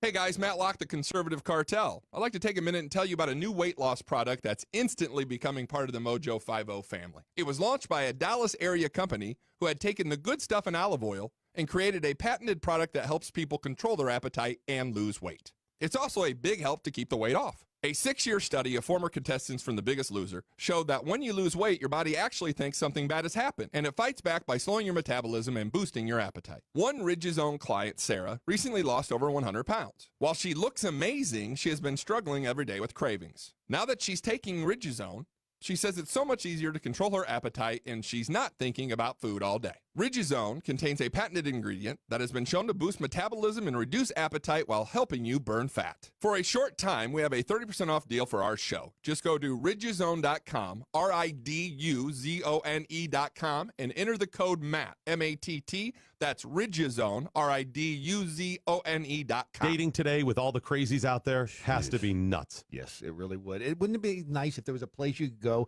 to find people who think like you do? Like me, like libertarians and conservatives? Right? There is. WeThePeople.dating. Amazing. What a genius idea. This is a site that you can go to if you're single and you are looking for somebody who you know you're going to think the same way, as for, from a political freedom standpoint. If you want to date the right person for you, you'll find them in one place. WeThePeople.dating. You cannot retreat to your safe spaces. There are no therapy poodles allowed when facing the truth. And that's just how we like it. Straight, hard-hitting, conservatarian truth. On the rocks. No chaser. No marches. No protest. Only small, limited government, constitutional conversations. Exclusively on Mojo 50. We get into foreign policy. We get into national politics. We get into constitutional, libertarian, conservative ideology. We put the brakes on the media spin by destroying the lies, dismantling the narratives, and bringing you the stone-cold hard truth. Every weekend on Mojo 50.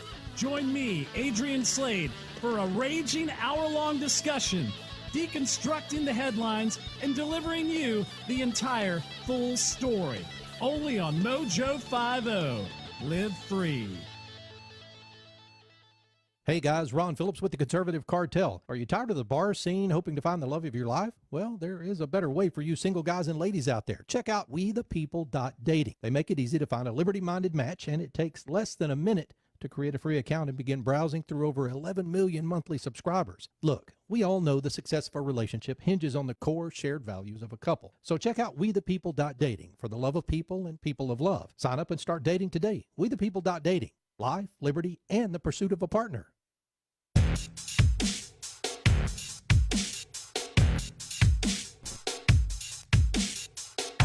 All right, I'm sorry to do this to you again. Oh, boy. But we have to hear from Alyssa Milano Cookies now. Well, she was on MSNBC, and they were asking her about Kavanaugh and Dr. Ford and everything else. And unfortunately, Alyssa Milano Cookies is, and you know why I call her that, right?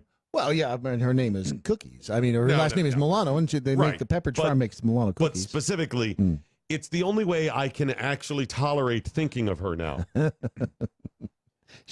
have to put some sort of good spin on it. And I love Milano Cookies. Wow. Now, I have run the risk of tainting the cookies, right? Tainting the cookies with the thought of Alyssa, right? But I don't eat the cookies every day, and I have a lot of cookie options, right? I do. So I would rather taint the cookie and have the ability to get me through my everyday by, attaching to her something that is positive. You see what I'm saying? I do. Okay. Yes. So that's how I'm getting through this. By Alyssa Milano is, Alyssa Milano Cookies. Oh, cookies, Milano Cookies, Milano. Right? If she would just shut her mouth. I don't know. She don't want her to do that. Well, and real quick, if you're new to this broadcast, hello, I'm Doc Thompson. Hi. Along with Brad Staggs. We appreciate you being here. You sure do. If you'd like to join us on social media, it's at Doc Thompson Show, at Real Brad Staggs on Twitter, and also at Mojo50 Radio. Yeah. You can also join us on Facebook, Instagram, many of the social media platforms, and they're reflected similarly at Doc Thompson Show. But I have had this ongoing feud. It's not even really a feud anymore with Alyssa Milano. It's a love-hate. That's a lot of hate. Yeah. It's more of a hate, yeah. I challenged her on Twitter at something she said stupid about a year or so ago. She actually responded, went back and forth. I followed her. She followed me. And then we were able to DM. Right. And I told her, I said, listen, Alyssa, we're satirical in what we do. We make points with satire because if I didn't have humor, yep. Over there, right? So she's like, okay. And for a moment, I was like, wow, she's really getting it. Yeah. And I said, you have a big following. And I'm not just talking about your ass. Hey-o. It's not a fat ass Thank joke. you. Yeah. And I said, maybe we can do some good here because although I am rabid about my points, and I know I'm right, I'm willing to have a conversation, and I know that we must find common ground. So if you are willing, I think we can partner up on this. You can present your arguments and your side and represent. And I will do the same, and we can find common ground. And she was actually, for a moment, like, okay, I think you may have something. Like, we wanted her to present her points. Right. And then I made a point about something else on Twitter that was satirical, and she went, whoop, you're crazy. She melted down on you. Right. And on DM, I still have those somewhere. I said, Alyssa, you're not getting it. But here's my point. She's getting it. And I laid it out, damn it, and said, this is the point, but I'm not going to bother you anymore. You ever want to get together and do this and make the argument or whatever, like I've proposed, fine. Until then, I'm going to leave you alone because you've got some issues, basically, and that's how it ended. Right. I was cordial. That's how it is. Well, that's your problem. You proposed. Never proposed to the crazy ones. Oh, you're right. Silly. So since then, it's just gotten worse and worse. She's delusional. Alyssa Milano Cookies is now not the poster child for #MeToo or women's rights or any of this stuff. She is the poster child for exactly what's wrong. She is unstable. Yes, she is. She is crazy. She has some valid points. She does. And I'm not talking about the Bob Seger song. Way up. High. She does have some valid political points to make. Better. And I'm willing to discuss those. We are everybody else. but it's wrapped in crazy. She's too emotional about this stuff. I know why she is. I'll take her at her word that she's had a rough time of it. I get it. But still, the crazy is there. You cannot perform. You cannot make your points if you're going to be crazy. I'm sorry. Yeah. It calls into question your sanity. It's really difficult to discuss her without the bell, without belling every damn thing. So here she is on MSNBC making some interesting points, I suppose. Here we go. Of women and children to feel as though their government is not listening, that doesn't care, that they are invisible. And I'm filled with rage for Sarah to just go on and say, he's just stating the facts. Well, I mean, the sky, I can state that fact. But if I do it tonally a little off, like the sky is blue, I'm mocking someone that may have said that. So I guess the point is tone matters. Okay. Yeah. Okay. Well, yeah. let me back up. First of all, tone. Let me back up and first of all say, she said she's filled with rage. All right. Isn't that what you've called out Brett Kavanaugh for? Yeah. You get so mired in the facts. I'm trying to be consistent. Sorry. Number two, then she says, let's tone matters. Okay, you're right. Tone mattering also matters how you perceive something. Oh, silly. It's one-sided. It's really not. It's yeah. Well. I mean, in fact, most of it's on the receiver. I mean, if you want effective communication, it should be considered by both of you. However, most of the responsibility, because you're the one who acts on those things, and it is the responsibility of the person receiving in that case. Again, with the bell. That's why prison is so easy. You just have to lay there and receive it. As opposed to giving it, Okay, here we go. A little more. But he's not doing it by accident. Okay. Now, shockingly, the hosts who are leftists pause for a moment and say, listen, the president talking about, Dr. Ford and saying she got all this stuff wrong in kind of a mocking way. He and Lindsey Graham and the others, they're not just being a-holes here, basically. There's a point behind this. You being triggered by my satire, I'm not just mocking it. There's a point to this. Some of it's just mocking. But most of it there is a point to. Right. And the host shockingly bring this up and listen to her response to it. Belittling the intelligence of the American people. But he's not doing it by accident, and neither is Lindsey Graham. They're speaking to a huge portion of the population who agree with them. What do you think about that? Do they agree with him, or is he using some sort of cult-like to try to make them see that? Some sort of cult-like force. Yeah. Some cult-like force. Are they really following him, or is he using some sort of cult-like force? Like Darth Vader? Is that like he puts up his hand and he tells people to believe him, and she's crazy. These are not the drones you seek, and you will enjoy this rape. She is nuts. She really is crazy. That is the nuttiest thing. Do they agree with him, or is he using some sort of cult-like force to try to make them see that? You will enjoy me mocking Dr. Ford, even though she was gang raped. You will enjoy this. These are not the droids you seek. How? And she did it with a straight face. And then the anchors, who, again, you said, I think they wanted her to make a good point. And then she comes out with that, and they couldn't help but look at each other. Do you think they were trying to help her out there, saying, okay, how would you answer this? I don't even know. Let me see what else she says a here. Huge portion of the population who agree with them. What do you think about that? Do they agree with him, or is he using some sort of cult-like to try to make them see that? I mean, I'm not sure if you were to have a real conversation with any American, whether they be Democrat or Republican, that they would side with this kind of behavior where we've reached a low where we're actually mocking people. Mocking people. She's never mocked anybody. No. Of course she mocks people all the time. Not her. She mocks them, and by the way, also has said things just like, in all caps, F Trump, but she writes the whole thing out. Right. She mocks him. She does it all the time. She's on video. She does this stuff.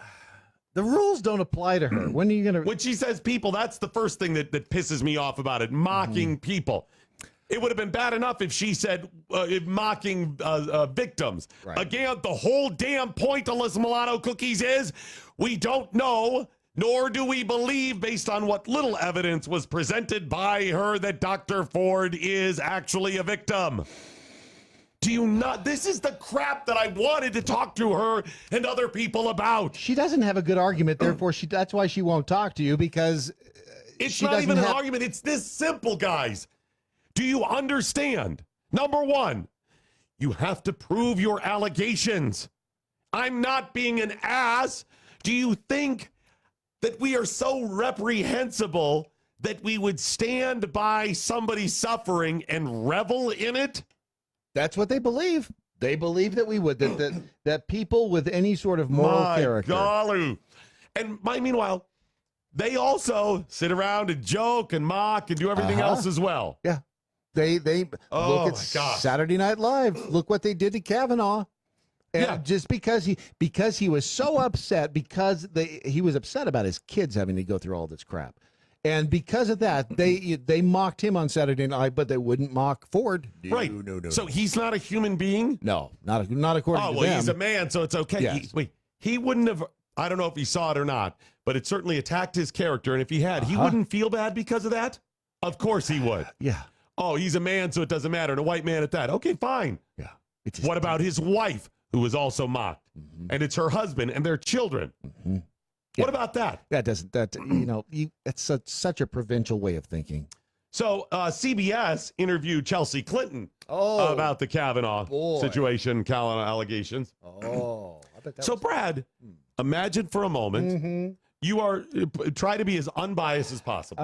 Okay. It's difficult, I know, but be unbiased for a moment. You're a journalist. And you're charged with the task of interviewing Chelsea Clinton about the Kavanaugh situation. Okay. What type of things would you ask her? Her opinion, first of all, and then what else?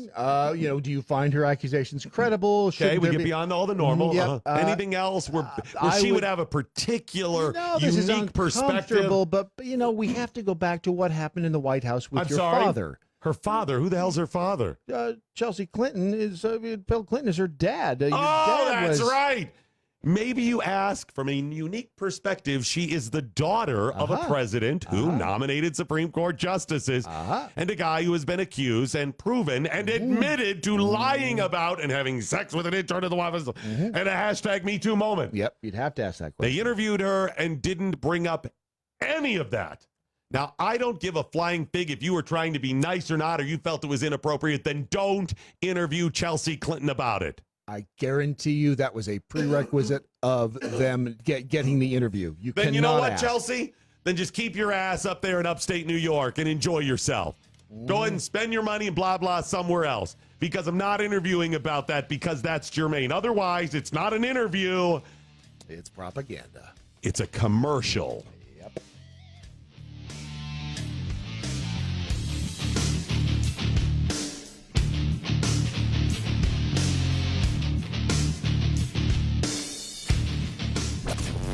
Conservative Cartel. Now, a CNN report noted that Feinstein has demanded the FBI inform her of everyone the agency is talking to as part of the probe into these allegations. Asked how the American public will have any confidence in the ultimate conclusions reached by the Senate following such a secret report from the FBI, Feinstein replied, "Well, let's see.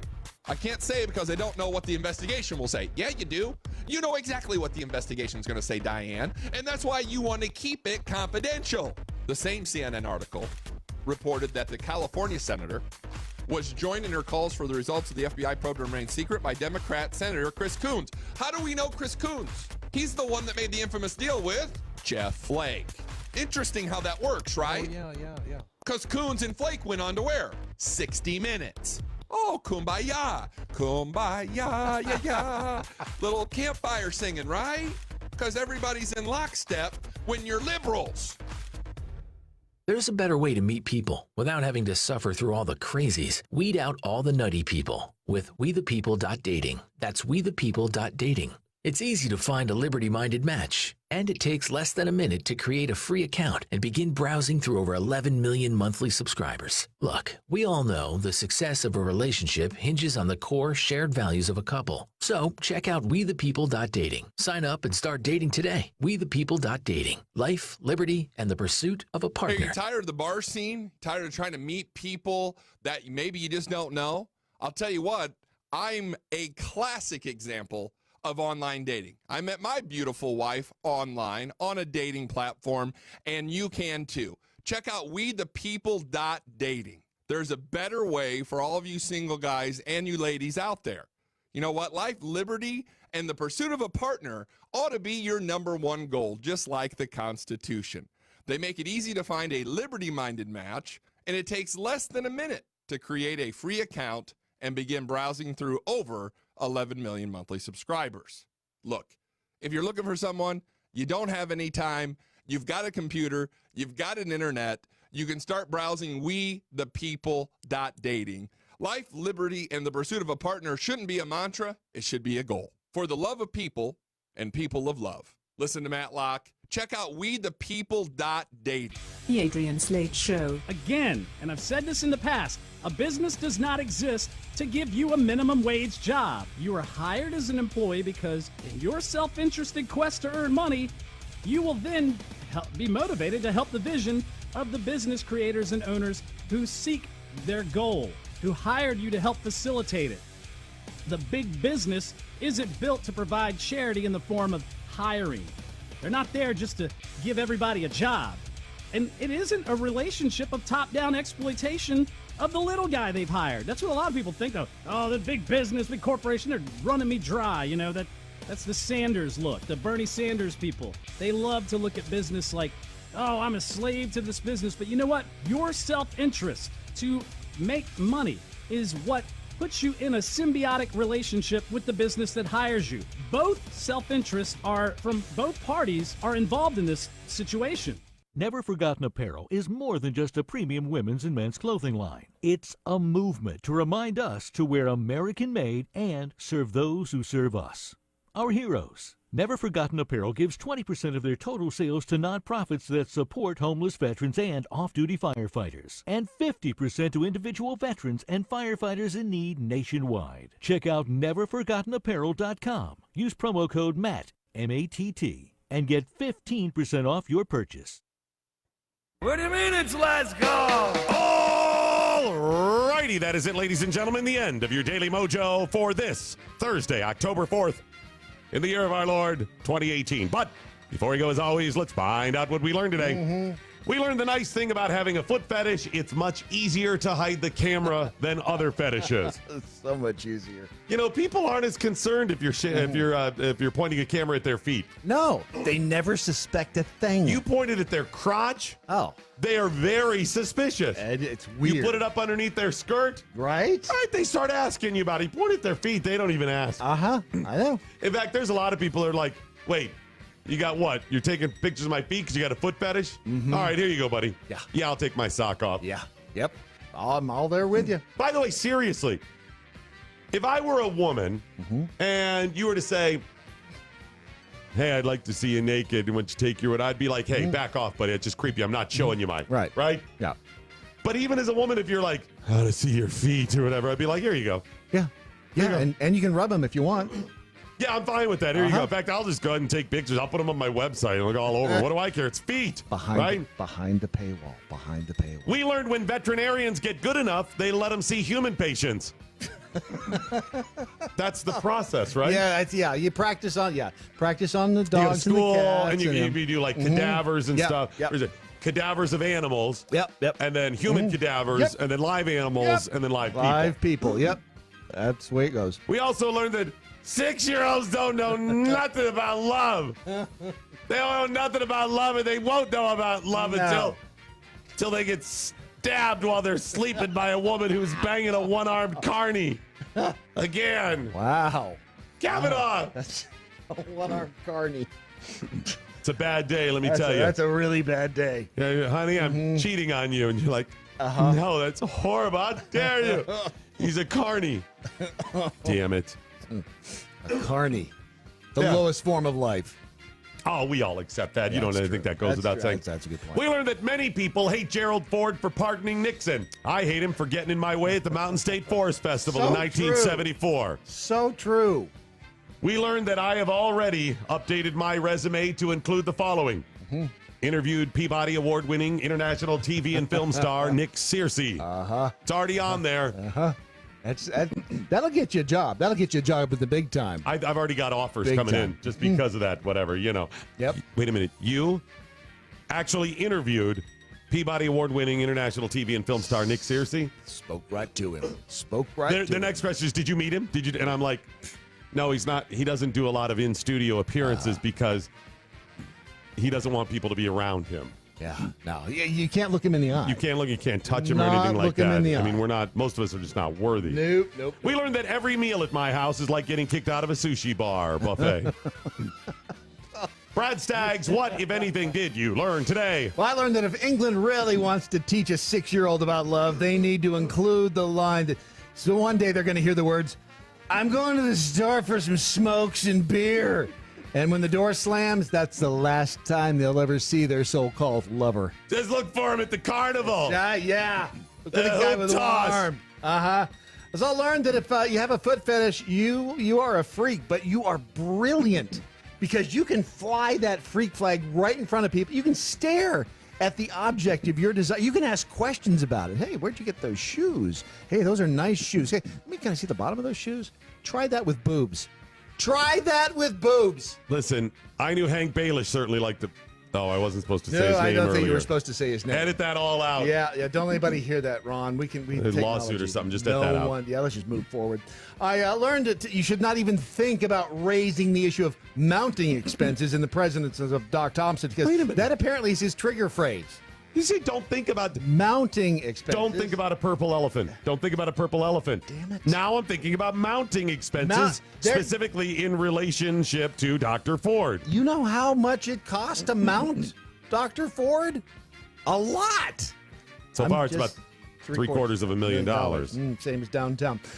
If you need to crowdfund any project, I learned that if you just bring Nick Searcy in to help with the begging. Peabody Award-winning international television and film star Nick Searcy. If you bring him in with he'll be happy to split the cash with you. 90-10. Actually, 95-5. Minus expenses. You're going to get about 1%.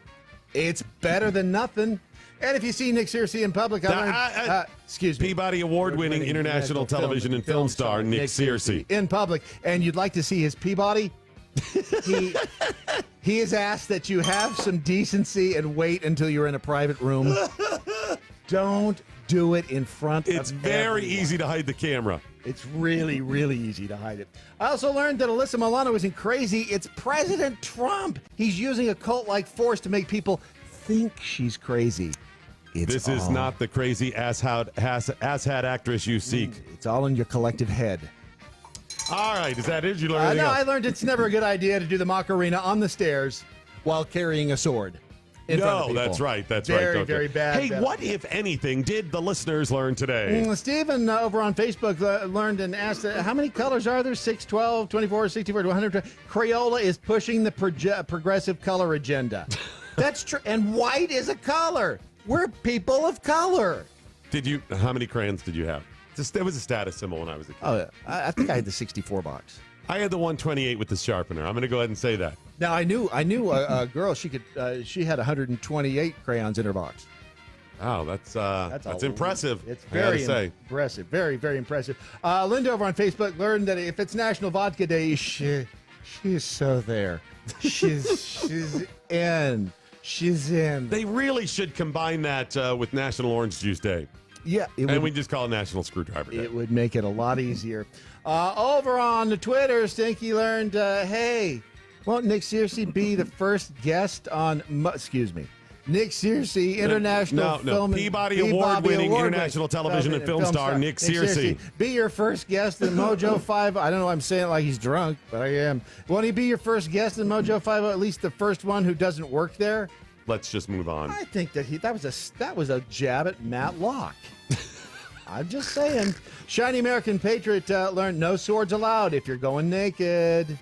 That's good advice. no matter where you are. So we mentioned Nixon. When my my grandfather, we asked him because they had the little trailer there, and I remember saying, "Hey, are you going to come up and not Nixon, Ford? You see, Same you thing. going to come up there and see President Ford?" And he goes, "He wanders by the trailer. I may turn my head and look." But other than that, wow, not real. No. And I remember thinking, "Wow, it's the president. You'd think he'd be impressed." No. With age comes wisdom. Yes, it does. If he walks past the window, I might turn my head and look. If he comes into this building, I will go try to meet the president. Sure. But no, I'm not driving anywhere. If they said you have to drive down to the McDonald's and you can meet him. No, I'm not doing that. Not doing that. Jack Hole, Angry Beaver learned there is a topless meeting with Real Brad Staggs and Doc Thompson show coming up soon, and she's in. Whoa! You know it's a topless meeting. Yeah. Yeah, and not just us. I mean, everyone. I mean, it's part of the agenda. Sorry. Sneaking Duck said he learned yes, Nick Searcy, Peabody Award-winning international television and film star Nick Searcy. Should have his own show whenever he might want one on Mojo 50. Do you think Nick could pull it off? Without a doubt. Could he host a show? Oh, easy. You think so? Interesting. I don't know. He just. No, you know why he could? And there's one reason. Because he is Peabody Award-winning international film and television star Nick Searcy. That's true. That's true. We will have to add radio star to it as well. That's right. He won't need a producer. He can direct himself. That's very good. I don't know if he has the guts to do it. Shut your dirty whore mouth. I think you might be yellow. Just saying. DMXDM learned what if he wears his Beach Week 82 shirt on his head, but he's otherwise naked, riding a burro, towing another burro that's hauling jugs of APR coffee. Will that get him in the building? Yes, as long as there's 3 shirts on your head. Yeah, you have to, one on each arm and one on your head. But this just in, you need 3 of them as a pass to get in now. On Black Friday, don't forget, join us the day after Thanksgiving here at our studios in Fort Worth, Texas. Actually, Holton, right outside of Fort Worth, Texas, for free commercials as we celebrate capitalism and Black Friday and are hungover from our Thanksgiving meal. You can also join us on the television for a show, on the telephone. And I think we'll also be on a television show as well. This really was vodka in this, wasn't it? It really was vodka in that. And it'll be 6 a.m. to 6 p.m. marathon on Black Friday, 6 a to 6 p.m. Eastern Time. And if you ride a horse, we'll give you an extra free commercial and a lot of publicity. I do not want prostitutes in here. That's not the type of business we're talking about. No, it's not that right. Let's just move on. I think. Okay. Okay. Move on. Well, we learned quite a bit today. Thanks so much for joining us. Don't forget, go to mojo50.com, pick up your T-shirts. Beach Week 82. Have a great day. Remember, your Daily Mojo today, a Ron Phillips production. Sic Semper Tyrannis. Good night, Steve Cannon. Wherever you are. Anya, now, you go home. You have too much sushi. You go home. Fat bastard.